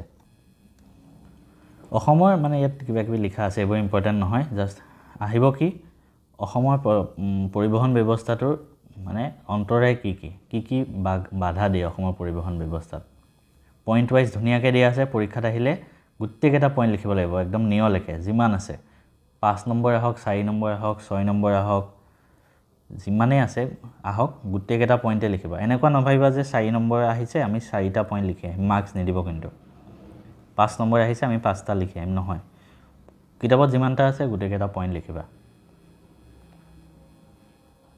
ঠিক আছে এটো কথা মনত ৰাখিবা এটো মানে ইম্পৰ্টেন্ট কথা কৈছো যদি সোশ্যাল সায়েন্সত 100 মাৰ্কছ টাৰ্গেট কৰি আছা গোটেইকেইটা পইণ্ট লিখিবা পাহাৰ মালভূমি সমভূমি প্লাবনভূমি জলাশয় আদিৰে অসমৰ বৈশিষ্ট্যপূৰ্ণ যি মানে ভূপ্ৰাকৃতিক অবয়ব আছে তাৰ ফলত যাতায়াত ব্যৱস্থা সম্প্ৰসাৰণ কৰাৰ ক্ষেত্ৰত যথেষ্ট অসুবিধা হয় প্ৰথম কথা কি হ'ল অসমৰ প্ৰাকৃতিক পৰিৱেশ মানে কিছুমান জায়গাত পাহাৰ আছে কিছুমান জায়গাত প্লেন আছে গতিকে সব জায়গাত ৰাস্তা বনোৱাটো কঠিন হৈ যায় সেকেন্ড পইণ্ট কি অসমৰ ৰাজ্যখন ইয়াৰ পশ্চিমৰ ঠেক ভূখণ্ডৰ দ্বাৰা ভাৰতৰ সৈতে সংলগ্ন হৈছে আৰু সেইভাবে পৰিবহণ ক্ষেত্ৰত কিছু অসুবিধাৰ সৃষ্টি হয় পশ্চিম সাইডে অসমৰ কি হয় ভূখণ্ডখন অতি ঠেক হয় যাতে তাৰ কাৰণে ইয়াতে ৰাস্তা বনোৱাটো কঠিন হৈ যায় বাটপথ নিৰ্মাণ আৰু মেৰামতিৰ বাবে অসমৰ মাটিৰ গুণাগুণ ঠাই বিশেষে সিমান উপযুক্ত নহয় তাৰোপৰি বাৰিষা কালত প্ৰচুৰ বৰষুণৰ বাবে বাটপথ সহজে নষ্ট হয় থাৰ্ড পইণ্ট আমি গম পালো বাৰিষা বৰষুণ হয় বাটপথ নষ্ট হৈ যায় কিছুমান জায়গাত মাটিৰ গুণাগুণ ঠিক নহয় ফোৰ্থ পইণ্ট কি উদ্যোগিক বিকাশৰ ক্ষেত্ৰত অসম ভাৰতৰ আন কিছুমান ৰাজ্যৰ তুলনাত এতিয়াও পিছপৰি আছে ঠিক আছে আনহাতে এটা প্ৰধান কাৰণ কি ইয়াৰ অনুন্নত পৰিবহণ ব্যৱস্থা উদ্যোগিক বিকাশ হলে পৰিবহণ ব্যৱস্থাটো সমান্তৰালভাৱে উন্নতি লাভ কৰিব অসমত যেহেতু ইণ্ডাষ্ট্ৰি বেছি নাই গতিকে এটো কাৰণে ৰেল সেল বা বাছ এইবোৰ চলাত অসুবিধা হৈ যায় অসমত পৰ্যটন উদ্যোগৰ বিকাশৰ বাবে প্ৰচুৰ সম্ভাৱনা আছে যদিও ইয়াৰ উন্নয়নৰ বাবে এতিয়াও যথোপযুক্ত ব্যৱস্থা গ্ৰহণ কৰা হোৱা নাই পৰ্যটন উদ্যোগৰ বিকাশত গুৰুত্ব দিলে পৰিবহণ ব্যৱস্থাটো উন্নতি লাভ কৰিব সো অসমত যিমান পৰ্যটন থাকিব যিমান বেছি বাহিৰৰ পৰা টুৰিষ্ট আহিব অসমৰ যিবিলাক ঠাই চাবলে সিমান বেছি অসমত ফ্লাইট চলিব সিমান ট্ৰেইন চলিব সিমান বাছ চলিব হয়নে নহয় তো তো পৰ্যটন উদ্যোগ অসমৰ পিছ পৰি আছে কাৰণে পৰিবহণ ব্যৱস্থাও পিছ পৰি আছে নেক্সট পইণ্ট আমি চাম অসমত বৃহৎ বজাৰৰ অভাৱত ইয়াৰ পৰিবহণ ব্যৱস্থাৰ বিকাশ আশা কৰা মতে হোৱা নাই মানে ৰাজ্যিক আৰু আন্তঃৰাষ্ট্ৰীয় পৰ্যায়ত আমি যদি ইয়াত বজাৰ সমাৰ দিব পাৰোঁ তেতিয়া বাহিৰৰ মানুহ ইয়াত আহিব কিবা কিবি বস্তু কিনিবলৈ তেতিয়া পৰিবহণ ব্যৱস্থা বাঢ়িব সময় সময় উদ্ভৱ হোৱা গোষ্ঠীগত আৰু সাম্প্ৰদায়িক সমস্যাৰ বাবে অসমত যিবিলাক চকা বন্ধ কিবা বন্ধ হয় মানুহৰ মাজত কাজিয়া লাগে তাৰ ফলতো অসমত পৰিবহণ ব্যৱস্থা বাধা আহিছে তাৰোপৰি অসমৰ পৰিবহণ ব্যৱস্থাৰ প্ৰসাৰ সংখ্যাগত হৈছে যদিও গুণগত দিশত আগবঢ়া নাই পথ পৰিবহণ জল পৰিবহণ ৰেল আৰু বিমানৰ ক্ষেত্ৰত কাৰ্যকৰী আৰু কাৰিকৰী অভ্যতা মানে দক্ষতা অভাৱ আছে সেইটো কাৰণে মানুহ পৰিবহণটো উন্নত হোৱা নাই পৰিবহণ ব্যৱস্থাৰ সামগ্ৰিক উন্নতিৰ বাবে পথ জল ৰেল আৰু বিমান পৰিবহণৰ মাজত পৰিবহণ সমন্বয় অতি প্ৰয়োজন হয় অসমত এই সমন্বয়ৰ অভাৱ আছে মানে গোটেইকেইটাৰ মাজত কোঅৰ্ডিনেশ্যন বনাই ৰাখিবলৈ পথ পৰিবহণ জল ৰেল আৰু বিমান একো কোঅৰ্ডিনেশ্যনে নাথাকে সেইটো কাৰণে ইমান উন্নত হোৱা নাই আনহাতে চৰকাৰে কাৰ্যসূচী গ্ৰহণ কৰা কাৰ্যসূচী যিবিলাক নিৰ্ধাৰিত সময়ত আৰু সঠিক ৰূপত কাৰ্যকৰী নহয় সেইটোও এটা ৰিজন হয় গতিকে আমি বহুতকেইটা ৰিজন পালোঁ 10টামান পালোঁ চাগে গোটেই 10টাই লিখি আহিবা হা পৰীক্ষাত মই আকৌ ৰিকুৱেষ্ট কৰিছোঁ এইটো তোমালোকৰ ভালৰ কাৰণে তেতিয়াহে ফুল মাৰ্কছ পাবা নহ'লে টান আছে ফুল মাৰ্কছ পোৱা কিন্তু নেক্সট এতিয়া আমি চাম সম্পদ অসমৰ সম্পদৰ বিষয়ে সম্পদ বুলি ক'লে ফাৰ্ষ্ট আমি চাব লাগিব সম্পদ হয় কি সম্পদ বুলিলে আমাৰ পৰিৱেশত থকা সেইবিলাক দ্ৰব্য বা বস্তুক বুজাই যিবিলাক ব্যৱহাৰ কৰি আমি আমাৰ অভাৱ আৰু অভিলাষ পূৰণ কৰিব পাৰোঁ গতিকে সম্পদৰ যিটো সংজ্ঞা সেইটো আহিব পাৰে আমি লাষ্ট সমাজ বিজ্ঞান আৰু এটা চেপ্টাৰত পঢ়িছিলোঁ যে সম্পদ মানে সেইবোৰ বস্তুক কোৱা হয় এতিয়া পৃথিৱীত বহুত বস্তু আছে চবকে সম্পদ বুলি কোৱা নহয় সম্পদ সেইবোৰ হয় যিবিলাক আমি ব্যৱহাৰ কৰি আমাৰ দৈনন্দিন যিবিলাক অভাৱ হয় তাৰোপৰি আমি যিবিলাক ডিজায়াৰ আমি যি কাম কৰিব বিচাৰোঁ আমাৰ যি আশা সেইবিলাক আমি পূৰণ কৰিব পাৰোঁ সেইবোৰক সম্পদ বুলি কোৱা হয় সম্পদৰ সংজ্ঞাটো তোমালোকে বহীত লিখি ৰাখা পইণ্টটো তোমালোকে বহীত লিখি দিয়া এটা সম্পদ কি ভাগত ভগাব পাৰি সম্পদ প্ৰধানকৈ দুটা ভাগত ভাগ কৰিব পাৰি এটা হ'ল প্ৰাকৃতিক সম্পদ আৰু আনটো হ'ল মানুহ আৰু মানৱ সৃষ্ট সম্পদ মানে সম্পদ যদি মই ভাগ কৰোঁ নৰ্মেলি দুটা ভাগ বুলি কৈছে এটা ভাগত আহিব আমাৰ প্ৰাকৃতিক সম্পদ যিবিলাক নেচাৰেলি পোৱা যায় প্ৰাকৃতিক সম্পদ নদ নদী পাহাৰ পৰ্বত এই গোটেইবোৰ আনবোৰ হ'ল মানৱ সম্পদ আৰু তাৰ লগতে মানৱ সৃষ্ট সম্পদ এইটো দ্বিতীয় ভাগত ৰাখিছে মানৱ সম্পদ মানে মানুহ যিবিলাক আছে পৃথিৱীত সকলোবোৰ মানৱ সম্পদ তাৰোপৰি মানুহে যি বস্তু সৃষ্টি কৰে এতিয়া আমি টেবলেটত পঢ়ি আছোঁ মোবাইলত পঢ়ি আছোঁ সেইবিলাক হ'ল মানৱ সম্পদ মানৱ সৃষ্ট সম্পদ মানুহে সৃষ্টি কৰিছে গতিকে সম্পদৰ টাইপ দুটা বহীত লিখি ৰাখা ঠিক আছে প্ৰাকৃতিক সম্পদৰ কিছুমান নৱীকৰণীয় আন কিছুমান অনৱীকৰণীয় যিবিলাক সম্পদ ভৌতিক ৰাসায়নিক আৰু যান্ত্ৰিক প্ৰক্ৰিয়াৰে নৱীকৰণ মানে নতুনকৈ আকৌ উৎপাদন কৰিব পাৰি সেইবোৰক নৱীকৰণযোগ্য সম্পদ বোলে যেনেকৈ সৌৰশক্তি আৰু বতাহৰ লগতে পানী উদ্ভিদ বন্যপ্ৰাণী এইবোৰ এই শ্ৰেণীৰ সম্পদ মানে ৰিনিউৱেবল ৰিচোৰ্চ এইবিলাক আমি নতুনকৈ আকৌ সৃষ্টি কৰিব পাৰোঁ আনহাতে যিবোৰ সম্পদ গঠন হৈ বহু বছৰ ধৰি প্ৰকৃতিৰ বুকুত জমা হৈ আছে কিন্তু এই সম্পদবোৰ ব্যৱহাৰ কৰি থাকিলে এটা সময়ত হ্ৰাস হৈ সম্পদবোৰ শেষ হৈ যাব সেইবোৰক অনৱীকৰণযোগ্য সম্পদ বুলি কোৱা হয় যেনেকৈ কয়লা খনিজ তেল প্ৰাকৃতিক গেছ এইবোৰ এটা সময়ত শেষ হৈ যাব গতিকে আমি প্ৰাকৃতিক সম্পদটো দুটা ভাগত ভাগ কৰিব পাৰোঁ এটা হ'ল নৱীকৰণযোগ্য এটা অনৱীকৰণযোগ্য এইটো লিখি ৰাখা নৱীকৰণযোগ্য সম্পদৰ ডেফিনেশ্যন লিখা ঠিক আছে আৰু কি হয় পানী উদ্ভিদ বন্যপ্ৰাণী এইবিলাক অনৱীকৰণযোগ্য বুলি লিখা যিবোৰ সম্পদ ব্যৱহাৰ কৰি থাকিলে এটা সময়ত শেষ হৈ যাবগে সেইবোৰক অনৱীকৰণযোগ্য সম্পদ বোলা হয় উদাহৰণস্বৰূপে কয়লা খনিজ তেল প্ৰাকৃতিক গেছ ইত্যাদি এই ডেফিনেশ্যনবিলাক লিখি ৰাখিব দিছোঁ পৰীক্ষাত হয়তো 1 নম্বৰীয়া বা 2 নম্বৰীয়া প্ৰশ্ন আহিব পাৰে লিখিবৰ কাৰণে তেতিয়া লিখিব লাগিব নৱীকৰণ আৰু অনৱীকৰণীয় সম্পদবোৰৰ ভিতৰত আকৌ কিছুমান জীৱীয় আৰু কিছুমান অজীৱীয় সম্পদ আছে জীৱীয় মানে যিবিলাকৰ জীৱ আছে উদ্ভিদ বন্যপ্ৰাণী আনহাতে অজীৱীয় মানে যিবিলাক জীৱ নাই বতাহ পানী পাহাৰ পৰ্বত এইবোৰ সম্পদৰ আনটো ভাগ হৈছে মানৱ আৰু মানৱ সৃষ্ট সম্পদ মানুহে প্ৰকৃতিৰ পৰা সম্পদ আহৰণ কৰে আৰু মানুহে সম্পদ সৃষ্টি কৰে সেইবিলাকৰ পৰা লৈ নিজৰ জ্ঞান বুদ্ধি কৌশল দক্ষতাৰে নিজৰ ব্যৱহাৰী উপযোগীকৈ সম্পদ সৃষ্টি কৰে আৰু এনেবোৰ সম্পদক মানৱ সৃষ্ট সম্পদ বোলে ঠিক আছে মানুহে সৃষ্টি কৰা সম্পদ মানৱ সৃষ্ট সম্পদ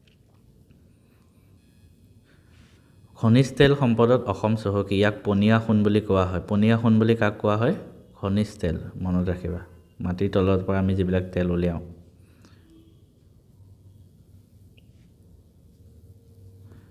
পনীয়া সোণ বুলি কাক কোৱা হয় বহি লিখি ৰাখা এমচিকিউত আহিব পাৰে খনিজ তেল অসমত পোনপ্ৰথমে ডিগবৈত তেলৰ সন্ধান পোৱা যায় আৰু ভাৰতৰ ভিতৰত প্ৰথম তেল শোধনাগাৰ ডিগবৈ আছে ঠিক আছে এইটো মনত ৰাখিবা ভাৰতৰ আটাইতকৈ পুৰণা তেল শোধনাগাৰ কোনটো অসমৰ ডিগবৈৰ উপৰিও আন বিভিন্ন জেগাত আমাৰ তৈলক্ষেত্ৰ আছে প্ৰাকৃতিক গেছৰ কথা আছে ঠিক আছে এইবোৰ ভাৰতৰ মুঠ উৎপাদনৰ প্ৰায় 25% প্ৰাকৃতিক গেছ অসমে উৎপাদন কৰে এই তথ্যটো মনত ৰাখিবা লিখি থৈ দিয়া এমচিকিউৰ কাৰণে ইম্পৰ্টেণ্ট হয় আনহাতে খনিজ সম্পদৰ ভিতৰত আন এবিধ অন্যতম হ'ল কয়লা অসমত পোৱা কয়লাত ছালফাৰৰ পৰিমাণ বেছি এই কয়লা ইন্ধন হিচাপে স্থানীয় ৰেল পৰিবহণ জাহাজ পৰিবহণ আৰু বিদ্যুৎ শক্তি উৎপাদনত ব্যৱহাৰ কৰা হয় ৰাজ্যখনৰ তিনিচুকীয়া জিলাৰ মাকুম অঞ্চল ডিব্ৰুগড় শিৱসাগৰ মানে আপাৰ আছাম চাইডে অন্তৰ্গত দিল্লী জয়পুৰ অঞ্চল তিনিচুকীয়া জিলাৰ এইবোৰ অঞ্চলত কাৰ্বি আংলঙত ডিমা হাছাও উমৰাংচু গৰমপানী অঞ্চলত কয়লা পোৱা যায় আৰু ধুবুৰীতো আছে কয়লা আনহাতে আৰু এবিধ খনিজ সম্পদ কি চূণশিল এইবোৰ বস্তু যে মই তোমালোকক ওপৰে পঢ়াই দিছোঁ এইবোৰ তোমালোকে ব্ৰড কুৱেশ্যনত কিন্তু গোটেইবোৰ পইণ্ট লিখিব লাগিব পইণ্ট ৱাইজ যেনেকৈ ধৰা অসমত খনিজ সম্পদৰ বিষয়ে আহিলে তোমালোকে অসমৰ খনিজ সম্পদ হ'ল 4 প্ৰকাৰ তেতিয়া প্ৰথম পইণ্টত লিখিবা প্ৰথম খনিজ সম্পদটোৰ বিষয়ে ক'ত পোৱা যায় ছেকেণ্ডটোত থাৰ্ডটোত থাৰ্ড আৰু ফ'ৰ্থটোত ফ'ৰ্থ তেনেকৈ আন এবিধ খনিজ সম্পদ হ'ল চূণশিল ইয়াক চিমেণ্ট প্ৰস্তুত কৰোঁতে আৰু লোহাৰ আৰু তীখা উৎপাদন কৰোঁতে ব্যৱহাৰ কৰা হয় কোনবিধ খনিজ সম্পদ চূণশিল কি চিমেণ্ট প্ৰস্তুত কৰোঁতে ব্যৱহাৰ কৰা হয় চূণশিল মনত ৰাখিবা আৰু লিখি থোৱা অসমৰ পাৰ্বত্য জিলা দুখনত চূণশিল পোৱা যায় কাৰ্বি আংলং জিলাৰ ক'ত পোৱা যায় ডিমা হাছাওৰ ক'ত পোৱা যায় কৈছে ইয়াৰ উপৰি অসমত পোৱা আৰু কিছুমান খনিজ সম্পদ যেনেকৈ লুৰ আকৰ ফেলস্পাৰ কোৱাৰ্টছ আৰু খনিজ মৃত্তিকা অসমত পোৱা লুৰ আকৰত লুহুৰ পৰিমাণ কম থাকে সেয়ে ইয়াৰ আহৰণ ইমান লাভজনক নহয় যি কি নহওক গোৱালপাৰা জিলাৰ চান্দৰডিঙা লেংগুপাৰা আৰু কুমাৰী অঞ্চলত লুৰ আকৰৰ সন্ধান আছে ফেলস্পাৰ অসমত কম পোৱা যায় কামৰূপ জিলাৰ হাহিমত ফেলস্পাৰ পোৱা গৈছে অসমৰ ক'ত ফেলস্পাৰ নামৰ খনিজ সম্পদবিধ পোৱা যায় এইটো আহিব পাৰে ঠিক আছে এইবোৰ খনিজ সম্পদৰ বিষয়ে তোমালোকে চাই ল'বা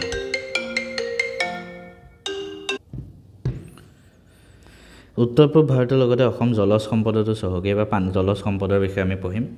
অসমৰ পৰ্যাপ্ত পৃষ্ঠজল আৰু ভূতল জল সম্পদ আছে প্ৰচুৰ বৰষুণ আৰু গোটেই বছৰ ধৰি যিবিলাক পানী হৈ থাকে তাৰ কাৰণে জলপ্ৰবাহ খাল পিটনি জলা আৰ্দ্ৰভূমি আদি জলৰাশি অসমৰ পৃষ্ঠ জল সম্পদ কৰি তুলিছে ৰাজ্যখনৰ দুখন প্ৰধান নদী ব্ৰহ্মপুত্ৰ আৰু বৰাক আৰু ইহঁতৰ উপনৈবিলাকে দেশৰ প্ৰায় 1/3 জল সম্পদ আছে অসমতে এই জলজ সম্পদত 3000ৰো অধিক আৰ্দ্ৰভূমি আছে এইবোৰত নানা প্ৰকাৰ মাছ আৰু বিভিন্ন প্ৰকাৰ জলজ উদ্ভিদো পোৱা যায় জলজ সম্পদৰ বিষয়ে আছে এইখিনি পঢ়িবা নেক্সট আমি চাম মানৱ সম্পদ মানে কি মানুহক যেতিয়া তুমি ভাল শিক্ষা দীক্ষা দি আগবঢ়াই লৈ যাবা সেইটো এজন সুস্থ মানৱ সম্পদ বুলি কোৱা হয় এই কথা নিশ্চয়কৈ সত্য যে অসমৰ দ্ৰুতগতিৰে বাঢ়ি অহা জনসংখ্যা ৰাজ্যখনৰ বাবে বোজা জনসংখ্যাৰ সমস্যাই ৰাজ্যখনত আন বহু সমস্যাৰ সৃষ্টি কৰিছে সেয়ে জনসংখ্যা বৃদ্ধি নিয়ন্ত্ৰণ নকৰিলে আৰু বৃহৎ জনসংখ্যাক মানৱ সম্পদ হিচাপে গঢ়ি যদি নুতুলো জনসংখ্যাৰ সমস্যাই ৰাজ্যখনত ব্যাপক ৰূপ ধাৰণ কৰিব 2011 চনৰ লোকপিয়ল মতে অসমৰ জনসংখ্যা কিমান 31 নিযুত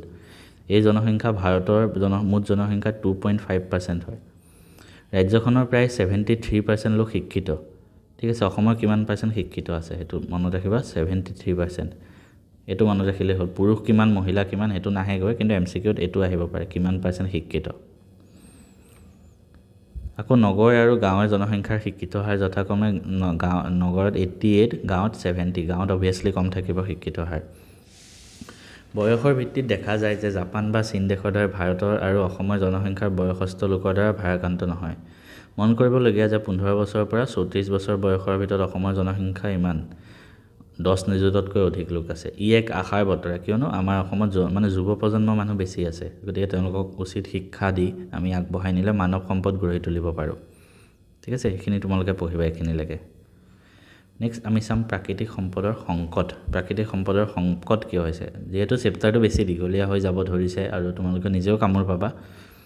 এইখিনি তোমালোকে নিজে পঢ়িবা কিয় সংকট আহিছে ব্ৰড কুৱেশ্যন আহিব পইণ্ট ৱাইজ তোমালোকে লিখিব লাগিব আকৌ কৈছোঁ প্ৰাকৃতিক সম্পদৰ সংকট কিয় আহিছে গতিকে এইখিনি নিজে পঢ়া অসমৰ অৰ্থনীতি আমি চাম এতিয়া কৃষি অসমৰ প্ৰধান অৰ্থনীতি আমাৰ ক'পা আহে খেতিৰ পৰা কাৰণ ভাৰতখন এখন অসমখন স্পেচিয়েলি খেতি প্ৰধান ৰাজ্য হয় গতিকে অসমৰ অৰ্থনীতি বেছিখিনি ভাগ আমি খেতি বাতিৰ পৰাই আহে সেইটো কাৰণে কৈছে অসম এখন কৃষি প্ৰধান ৰাজ্য অসমৰ সৰহসংখ্যক লোক কৃষি কৰ্মত নিয়োজিত হৈ আছে অসমৰ অৰ্থনীতিৰ মূল ভেটি হৈছে কি কৃষি আৰু কৃষি খণ্ডই হৈছে অসমৰ অৰ্থনীতিৰ মূল চালিকা শক্তি অসমৰ অৰ্থনীতিৰ মূল ভেটি কি কৃষি এইটো লিখি ৰাখা এইটোতো জানিবলগীয়া কথা আৰু অসমৰ যদি আমি মুঠ কৰ্মনিয়োজিত লোক ৱৰ্কিং পপুলেশ্যনৰ ভিতৰত চাওঁ 53%তকৈ অধিক লোক খেতিত আছে অসমৰ কৃষি জৰীপৰ তথ্য মতে 2010-11 চনৰ মতে অসমত মুঠ 28.11 লাখ হেক্টৰ মাটিত খেতি কৰা হৈছিল অৰ্থাৎ অসমৰ মুঠ খেতি কৰিব পৰা মাটিৰ প্ৰায় 88% মাটিত খেতি কৰা হৈছে ভাৰতৰ দৰে অন্য ৰাজ্যতো অসমৰ খেতিয়কসকল অতি কম মাটিতে খেতি কৰে ঠিক আছে অসমৰ বৰষুণ আৰু উত্তাপৰ পৰিমাণ মাটিৰ প্ৰকাৰ আৰু পৃষ্ঠভূমিৰ বৈশিষ্ট্য সকলো ঠাইতে একেই নহয় সেই অঞ্চলভেদে আমি শস্যৰ প্ৰকাৰ বেলেগ বেলেগ খেতি হয় অঞ্চলভেদে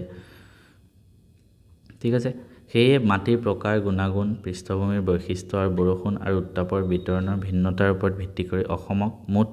6টা কৃষি জলবায়ুবীয় অঞ্চলত ভাগ কৰা হৈছে 6টা মানে অঞ্চল আছে অসমৰ খেতি ৰিলেটেড এইটো পৰীক্ষাত আহিব পাৰে এইটো লিখা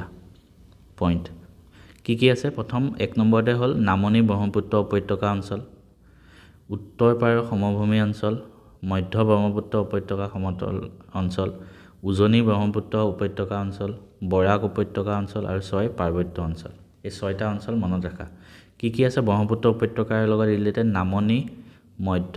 আৰু উজনি তাৰোপৰি বৰাক উপত্যকা তাৰোপৰি পাৰ্বত্য অঞ্চলবিলাক আৰু মাজত কি আছে উত্তৰ পাৰৰ সমভূমি অঞ্চল এনেকৈ মুখস্থ ৰাখিলেই হ'ল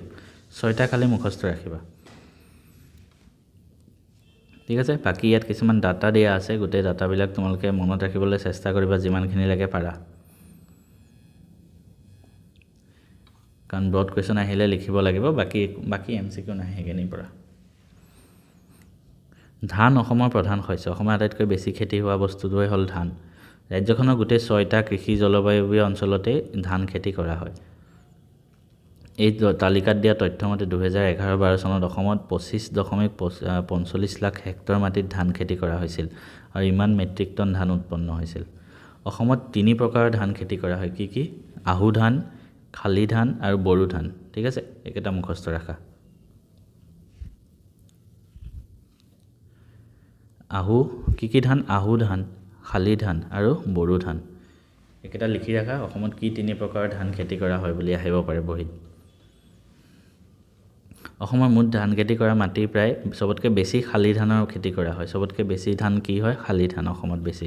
হেতু মনত ৰাখা হেতু লিখি থোৱা ব্ৰহ্মপুত্ৰ আৰু বৰাক উপত্যকাৰ সাৰুৱা পলসুৱা ভূমিত খালি খেতি ভাল হয় এই খেতিৰ ৰোপণ পদ্ধতিৰে জুলাই আগষ্ট মাহত আৰম্ভ কৰি নৱেম্বৰ ডিচেম্বৰ মাহত চপোৱা হয় নৰ্মেলি যেটো আমি ধান খেতি কৰোঁ আমাৰ সাইডেও হেতু হ'ল খালি ধান মানে এটো যেতিয়া বাৰিষা হয় তেতিয়া ৰোৱা হয় আৰু যেতিয়া মাঘ বিহুৰ সময়ত আমি ধান খেতিৰ পৰা ধানবিলাক আনো হেতু আহু ধান খেতি ৰোপণ আৰু সিঁচন 2 প্ৰকাৰে কৰা হয় ফেব্ৰুৱাৰী মাৰ্চ মাহত আৰম্ভ কৰি জুন জুলাই মাহত চপোৱা হয় বড়ো ধানো আছে অসমত এইবোৰৰ বিষয়ে আছে ধানৰ উপৰি অসমৰ প্ৰধান খাদ্য শস্য আৰু কি ঘেঁহু গোম ধান আৰু মাহ জাতীয় শস্য মাটিমাহ মগুমাহ মচুৰ মাহ মটৰ মাহ এইবোৰ ঠিক আছে আনহাতে তেল জাতীয় শস্য যেনেকৈ সৰিয়হ তিল তিচি এৰাগুটি এইবোৰো খেতি কৰা হয় অসমত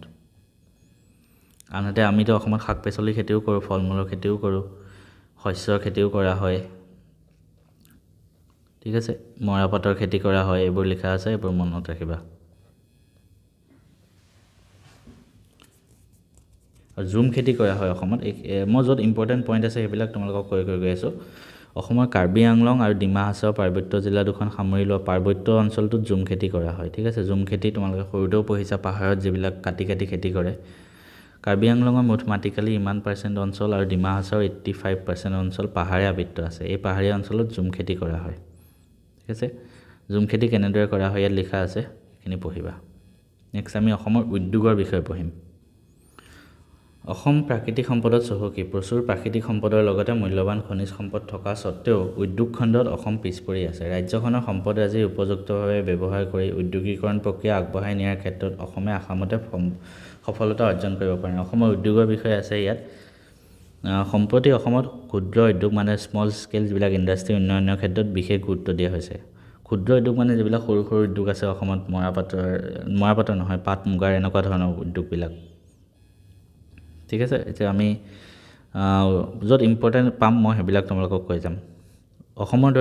অসমকে ধৰি উত্তৰ পূৰ্বাঞ্চলৰ ঔদ্যোগিক বিকাশৰ অৰ্থে ভাৰত চৰকাৰে কিছুমান ব্যৱস্থা ঘোষণা কৰিছে। ইয়াৰ ভিতৰত 2007 চনত ঘোষণা কৰা উত্তৰ পূব ঔদ্যোগিক বিনিয়োগ বৃদ্ধি নীতি, north east industrial investment promotional policy, আমি যদি ইংলিছত লিখোঁ NEIIPP। মনত ৰাখিবা উত্তৰ পূব ঔদ্যোগিক বিনিয়োগ বৃদ্ধি নীতি কেতিয়া আহিছিলে? 2007 চনত। লিখি ৰখা নোটছত আহিব পাৰে। কেতিয়া আহিছিলে? 2007 চনত। 2008 চনত অসমত ৰাজ্যিক উদ্যোগ নীতি ঘোষণা কৰিছিলে অসম চৰকাৰে, সেইটোও লিখি ৰাখা। কিমান চনত? 2008 চনত। কেন্দ্ৰীয় আৰু ৰাজ্যিক উদ্যোগ নীতিৰ অধীনত বৰ্তমান অসমৰ জিলাসমূহত 64খন কমাৰ্চিয়েল ইষ্টেট বাণিজ্যিক পাম আৰু 50খন উদ্যোগ পাম আছে। শোণিতপুৰ জিলাৰ বালিপাৰা আৰু গোৱালপাৰা জিলাৰ মাটিয়া অঞ্চলত 2টা উদ্যোগ বিকাশ কেন্দ্ৰ স্থাপন কৰা হৈছে। ঠিক আছে, অসমত ক'ত ক'ত উদ্যোগ বিকাশ কেন্দ্ৰ আছে? শোণিতপুৰৰ বালিপাৰা আৰু গোৱালপাৰাৰ মাটিয়া। লিখি ৰাখা বহীত। মই হাইলাইট কৰি গৈ আছোঁ, তোমালোকে লিখি লিখি গৈ থাকা। অসমৰ উদ্যোগ বিকাশ কেন্দ্ৰ ক'ত আছে? বালিপাৰা আৰু গোৱালপাৰাৰ মাটিয়া।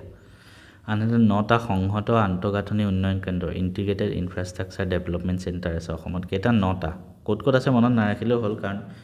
9টা হয়তো নাহিব পাৰে। মনত ৰাখিব পাৰিলে ভাল, মনত ৰাখি থোৱা।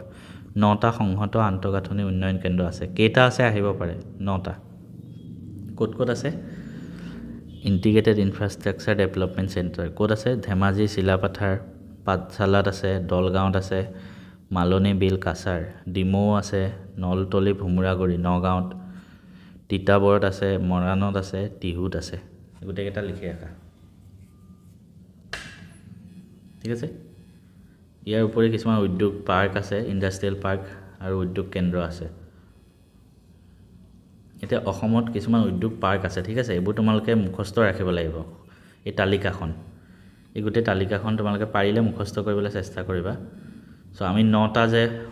সংহত আন্তঃগাঁথনি উন্নয়ন কেন্দ্ৰ ক'লোঁ, 9টা, সেই 9টা ক'ত ক'ত আছে ইয়াত ধুনীয়াকৈ দিয়া আছে। এই তালিকাখন তোমালোকে এক্সট্ৰাকৈ বহীত লিখি বা কাগজ এখনত লিখি পঢ়া টেবুলৰ আগত লগাই থৈ দিয়া, চাই থাকিবা। এখন ইম্পৰ্টেণ্ট তালিকা হয় কিন্তু হা, পৰীক্ষাত আহে, ইয়াৰ পৰা পৰীক্ষাত আহে কিন্তু ইম্পৰ্টেণ্ট হয়। ঔদ্যোগিক বিকাশ কেন্দ্ৰ ক'ত ক'ত বুলি কৈছিলোঁ মই? মাটিয়া, গোৱালপাৰাৰ আৰু বালিপাৰা, শোণিতপুৰৰ। ছফ্টৱেৰ প্ৰযুক্তি পাৰ্ক ক'ত আছে? বৰঝাৰ, গুৱাহাটী।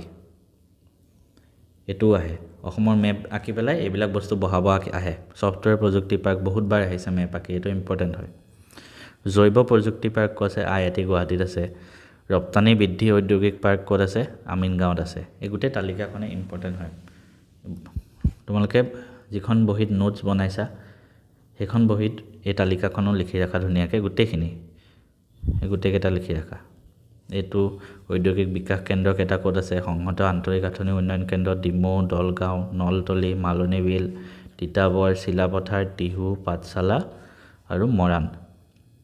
এইকেইটা লিখিলা। নেক্সট, প্লাষ্টিক ঔদ্যোগিক পাৰ্ক ক'ত আছে? গেলাপুখুৰী। বৃহৎ খাদ্য পাৰ্ক, এইটো ইম্পৰ্টেণ্ট নহয়। বাঁহ উদ্যোগ পাৰ্ক ক'ত আছে? ছয়গাঁৱত আছে। মৰাপাট উদ্যোগ পাৰ্ক ক'ত আছে? ঢিঙত আছে, নগাঁও। চাহ উদ্যোগ পাৰ্ক ক'ত আছে? ছয়গাঁৱত আছে। ঠিক আছে, এইবোৰ মনত ৰাখিবা। আৰু এই তালিকাখন সেইটো কাৰণে মই বহীত লিখি ৰাখিব কৈছোঁ। ইয়াৰ পিছত 2014 চনত অসম ঔদ্যোগিক আৰু বিনিয়োগ নীতি industrial and investment policy of Assam 2014 চনত ঘোষণা কৰা হয়। এইটো চনো লিখি ৰাখা, 2014। আমি 3টা চন পালোঁ। 2007 উত্তৰ পূবৰ উদ্যোগৰ কাৰণে ঔদ্যোগিক বিনিয়োগ নীতি আহিছিলে। 2008ত ৰাজ্যিক ঔদ্যোগিক নীতি এটা আহিছিলে আৰু 2014ত অসম ঔদ্যোগিক আৰু বিনিয়োগ নীতি আহিছিলে। 2014 চনত ঘোষণা কৰা এই ঔদ্যোগিক আৰু বিনিয়োগ নীতিৰ প্ৰধান লক্ষ্য কি কি? বহীত লিখিবা, পৰীক্ষাত আহিব। ঠিক আছে, পৰীক্ষা দিয়াৰ পৰা আহিব। 2014 চনত ঘোষণা কৰা ইণ্ডাষ্ট্ৰিয়েল ইনভেষ্টমেণ্ট পলিচি অফ আছামৰ কি লক্ষ্য ৰাজ্যখনত পণ্য উৎপাদনকাৰী খণ্ড আৰু সেৱা খণ্ডৰ লগতে বিভিন্ন অৰ্থনৈতিক কাৰ্যকলাপৰ বিকাশ ঘটাই ৰাজ্যৰ মুঠ ঘৰুৱা উৎপাদন বৃদ্ধি কৰা প্ৰথম লক্ষ্য ছেকেণ্ড হ'ল ৰাজ্যখনৰ বিশেষকৈ গাঁৱৰ অঞ্চলত গ্ৰামাঞ্চলত জনমূৰি আয় আৰু বিনিয়োগৰ সুবিধা বৃদ্ধি কৰা ছেকেণ্ড পইণ্ট প্ৰথমটো হ'ল ঘৰুৱা উৎপাদন বৃদ্ধি কৰিব ছেকেণ্ড হ'ল গাঁৱৰ অঞ্চলত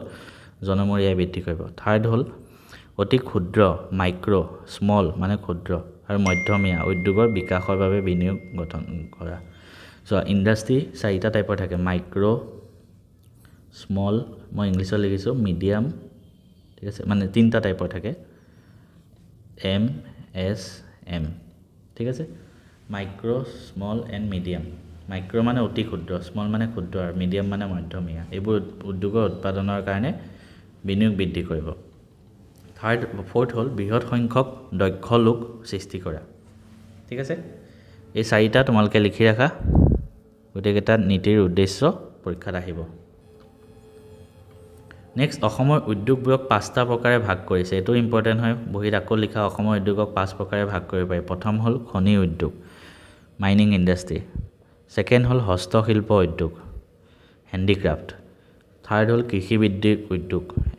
এগ্ৰ বেছড ইণ্ডাষ্ট্ৰি ফ'ৰ্থ হ'ল শক্তি উদ্যোগ পাৱাৰ ইণ্ডাষ্ট্ৰি আৰু 5 নম্বৰত হ'ল সেৱা খণ্ডৰ উদ্যোগ যেনেকৈ ছাৰ্ভিচ ছেক্টৰ ইণ্ডাষ্ট্ৰি ঠিক আছে গতিকে এই 5টা উদ্যোগৰ বিষয়ে তোমালোকে মনত ৰাখিবা যে 5টা উদ্যোগ কি আছে অসমত কি ক'লো খনিজ উদ্যোগ হস্তশিল্পৰ কাৰণে হস্তশিল্প নেক্সট কৃষিৰ কাৰণে নেক্সট শক্তি উদ্যোগ আৰু নেক্সট সেৱা খণ্ডৰ উদ্যোগ গোটেই 5টা তোমালোকে মুখস্থ কৰিব লাগিব ইয়াত লিখা আছে অসমৰ উদ্যোগৰ প্ৰকাৰ আৰু প্ৰধান উদ্যোগ কি একেটা চাব পাৰা ঠিক আছে যেনেকৈ খনি উদ্যোগত আমি তেল আৰু প্ৰাকৃতিক গেছৰ যিবিলাক উদ্যোগ কল কাৰখানা কয়লা উদ্যোগ চূণশিল উদ্যোগ হস্তশিল্প হাতৰে যিবিলাক শিল্প পাট মুগাৰ শিল্প মৃৎ শিল্পটো হাতৰ শিল্পতে আহে বাঁহ বেতৰ উদ্যোগ কাঁহ পিতলৰ শিল্প এইবোৰ কৃষিভিত্তিক উদ্যোগ যিবিলাক যেনেকৈ বন পালন চাহ উদ্যোগ ৰেচম উদ্যোগ ৰবৰ এইবোৰ শক্তি উদ্যোগৰ ভিতৰত জলশক্তি তেল কয়লা গেছ ভিত্তিক শক্তি উদ্যোগ সেৱা খণ্ডৰ ভিতৰত যেনেকৈ বেংক চেং এইবিলাক আহিব বেংক বীমা সেৱা ব্যৱসায় বাণিজ্য পৰ্যটন উদ্যোগ সেৱা উদ্যোগৰ ভিতৰত আহে হোটেল ব্যৱসায় এই গোটেইবোৰ এই 5টা উদ্যোগ আৰু ইয়াৰ টাইপ তোমালোকে মনত ৰাখিবা বহিত লিখি ৰাখা এই তালিকাখনে লিখি ৰাখা বহিত অসমৰ উদ্যোগৰ প্ৰকাৰৰ তালিকাখন ইম্পৰ্টেণ্ট হয় এতিয়া আমি অসমৰ কৃষিভিত্তিক উদ্যোগ এটা উদ্যোগৰ বিষয়ে চাওঁ অসমৰ কৃষি উপযোগী জলবায়ু আৰু মাটিৰ বাবে ইয়াত বিভিন্ন প্ৰকাৰৰ খাদ্য আৰু অৰ্থকৰী শস্য উৎপন্ন হয় এই কৃষিজাত শস্যবিলাকক কেঁচা সামগ্ৰী হিচাপে ব্যৱহাৰ কৰি বহু ধৰণৰ উদ্যোগ স্থাপন কৰাৰ সুযোগ অসমত আছে ঠিক আছে অসমৰ প্ৰধান কৃষিভিত্তিক উদ্যোগবিলাক যেনেকৈ বন উদ্যোগ চাহ উদ্যোগ ৰেচম ৰবৰ এইবোৰ কৃষিভিত্তিক উদ্যোগৰ প্ৰধান ভাগ হৈছে খাদ্য প্ৰস্তুতকৰণ উদ্যোগ সম্প্ৰতি এই উদ্যোগে অসমত লাহে লাহে গুৰুত্ব লাভ কৰিছে ঠিক আছে এইবোৰ হ'ল ইয়াৰ ভিতৰত ছয়গাঁও আৰু টিহুৰ নাথকুটি স্থাপন কৰা খাদ্য উদ্যান উল্লেখযোগ্য নেক্সট আমি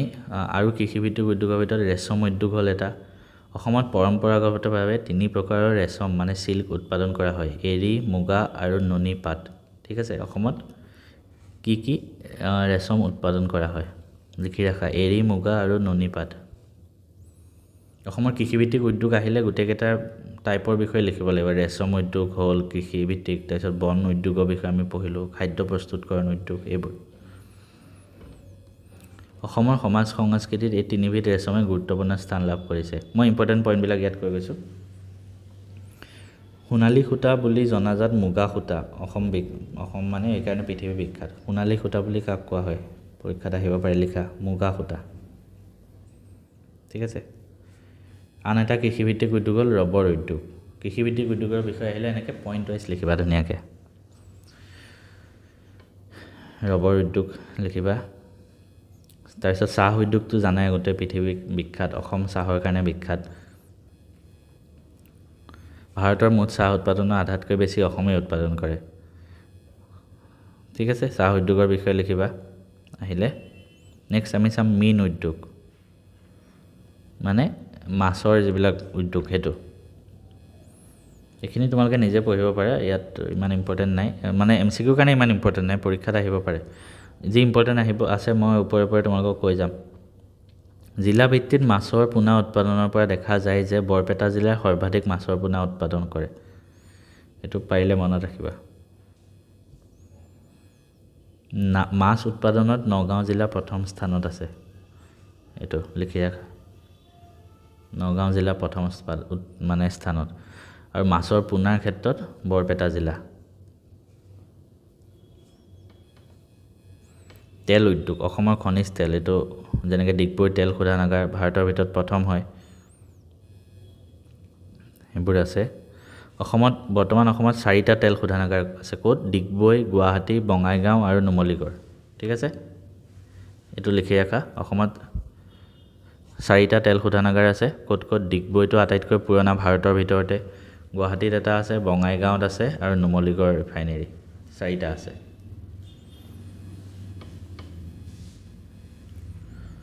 নেক্সট, অসমত অৰ্থনৈতিক উন্নয়নৰ সমস্যা আৰু সম্ভাৱনা। অসমৰ অৰ্থনৈতিক, এইটো এটা ব্ৰড কুৱেশ্যন আহিব পাৰে, ইম্পৰ্টেণ্ট হয়। ঠিক আছে, বহুতকেইটা পইণ্ট আছে, আমি গোটেইকেইটা পইণ্টৰ বিষয়ে চাব লাগিব।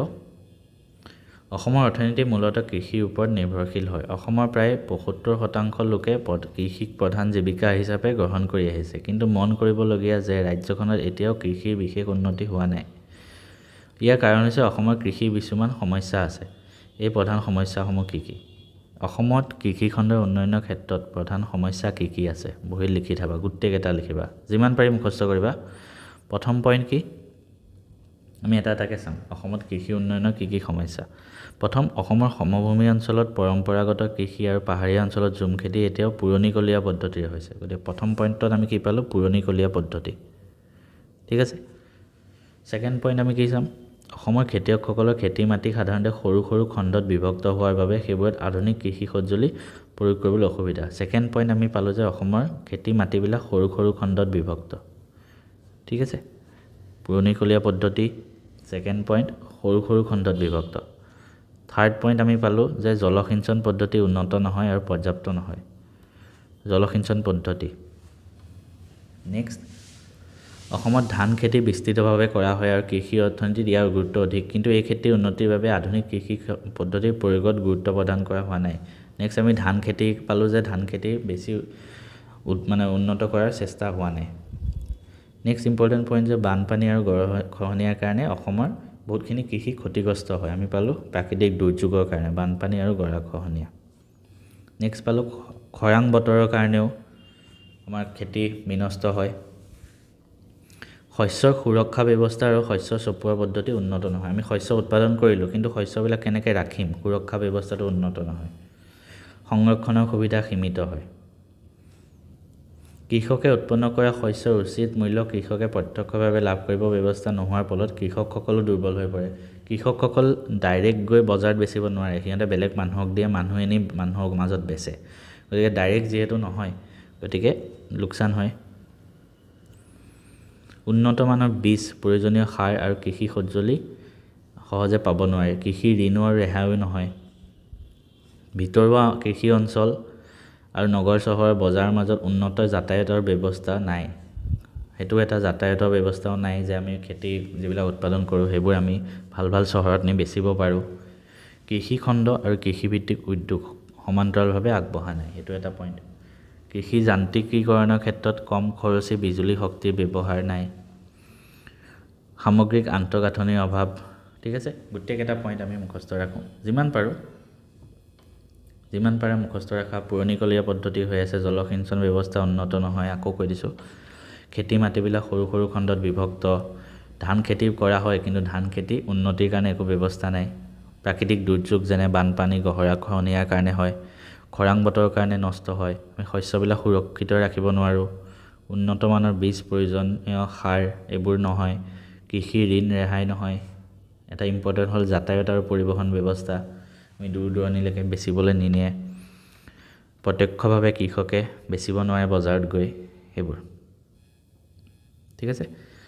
এইখিনি আছিলে। নেক্সট আমি চাম অসমৰ অৰ্থনীতিক কৃষিৰ দৰে উদ্যোগ খণ্ডৰো গুৰুত্ব অধিক, কিন্তু অসমত ঔদ্যোগিক বিকাশ প্ৰচুৰ সম্ভাৱনা থকা সত্ত্বেও ঔদ্যোগিকৰণ প্ৰক্ৰিয়া এতিয়াও মন্থৰ হৈ আছে ইয়াৰ কাৰণ কি এটো আহে ইম্পৰ্টেন্ট এটো এটা ইম্পৰ্টেন্ট হয় যে অসমত ঔদ্যোগিক বিকাশ কিয় হোৱা নাই কাৰণবিলাক কোৱা এই গুটে কাৰণবিলাক তোমালকে লিখিব লাগিব ঠিক আছে এটা আমি গুটে কাৰণবিলাক চাও ৰাজ্যখনৰ প্ৰাকৃতিক সম্পদৰ উপযুক্ত ব্যৱহাৰৰ জৰিয়তে ঔদ্যোগিক উন্নয়ন কৰিবলৈ সুসংহত পৰিকল্পনাৰ অভাৱ গুটেকেটা কাৰণ তোমালকে পঢ়ি লবা আৰু মুখস্থ ৰাখিবা মই এনেও ওপৰৰ পৰা কৈহে যোৱা হ'ব গতিকে গুটে কাৰণ কেটা লিখিবা ইম্পৰ্টেন্ট হয়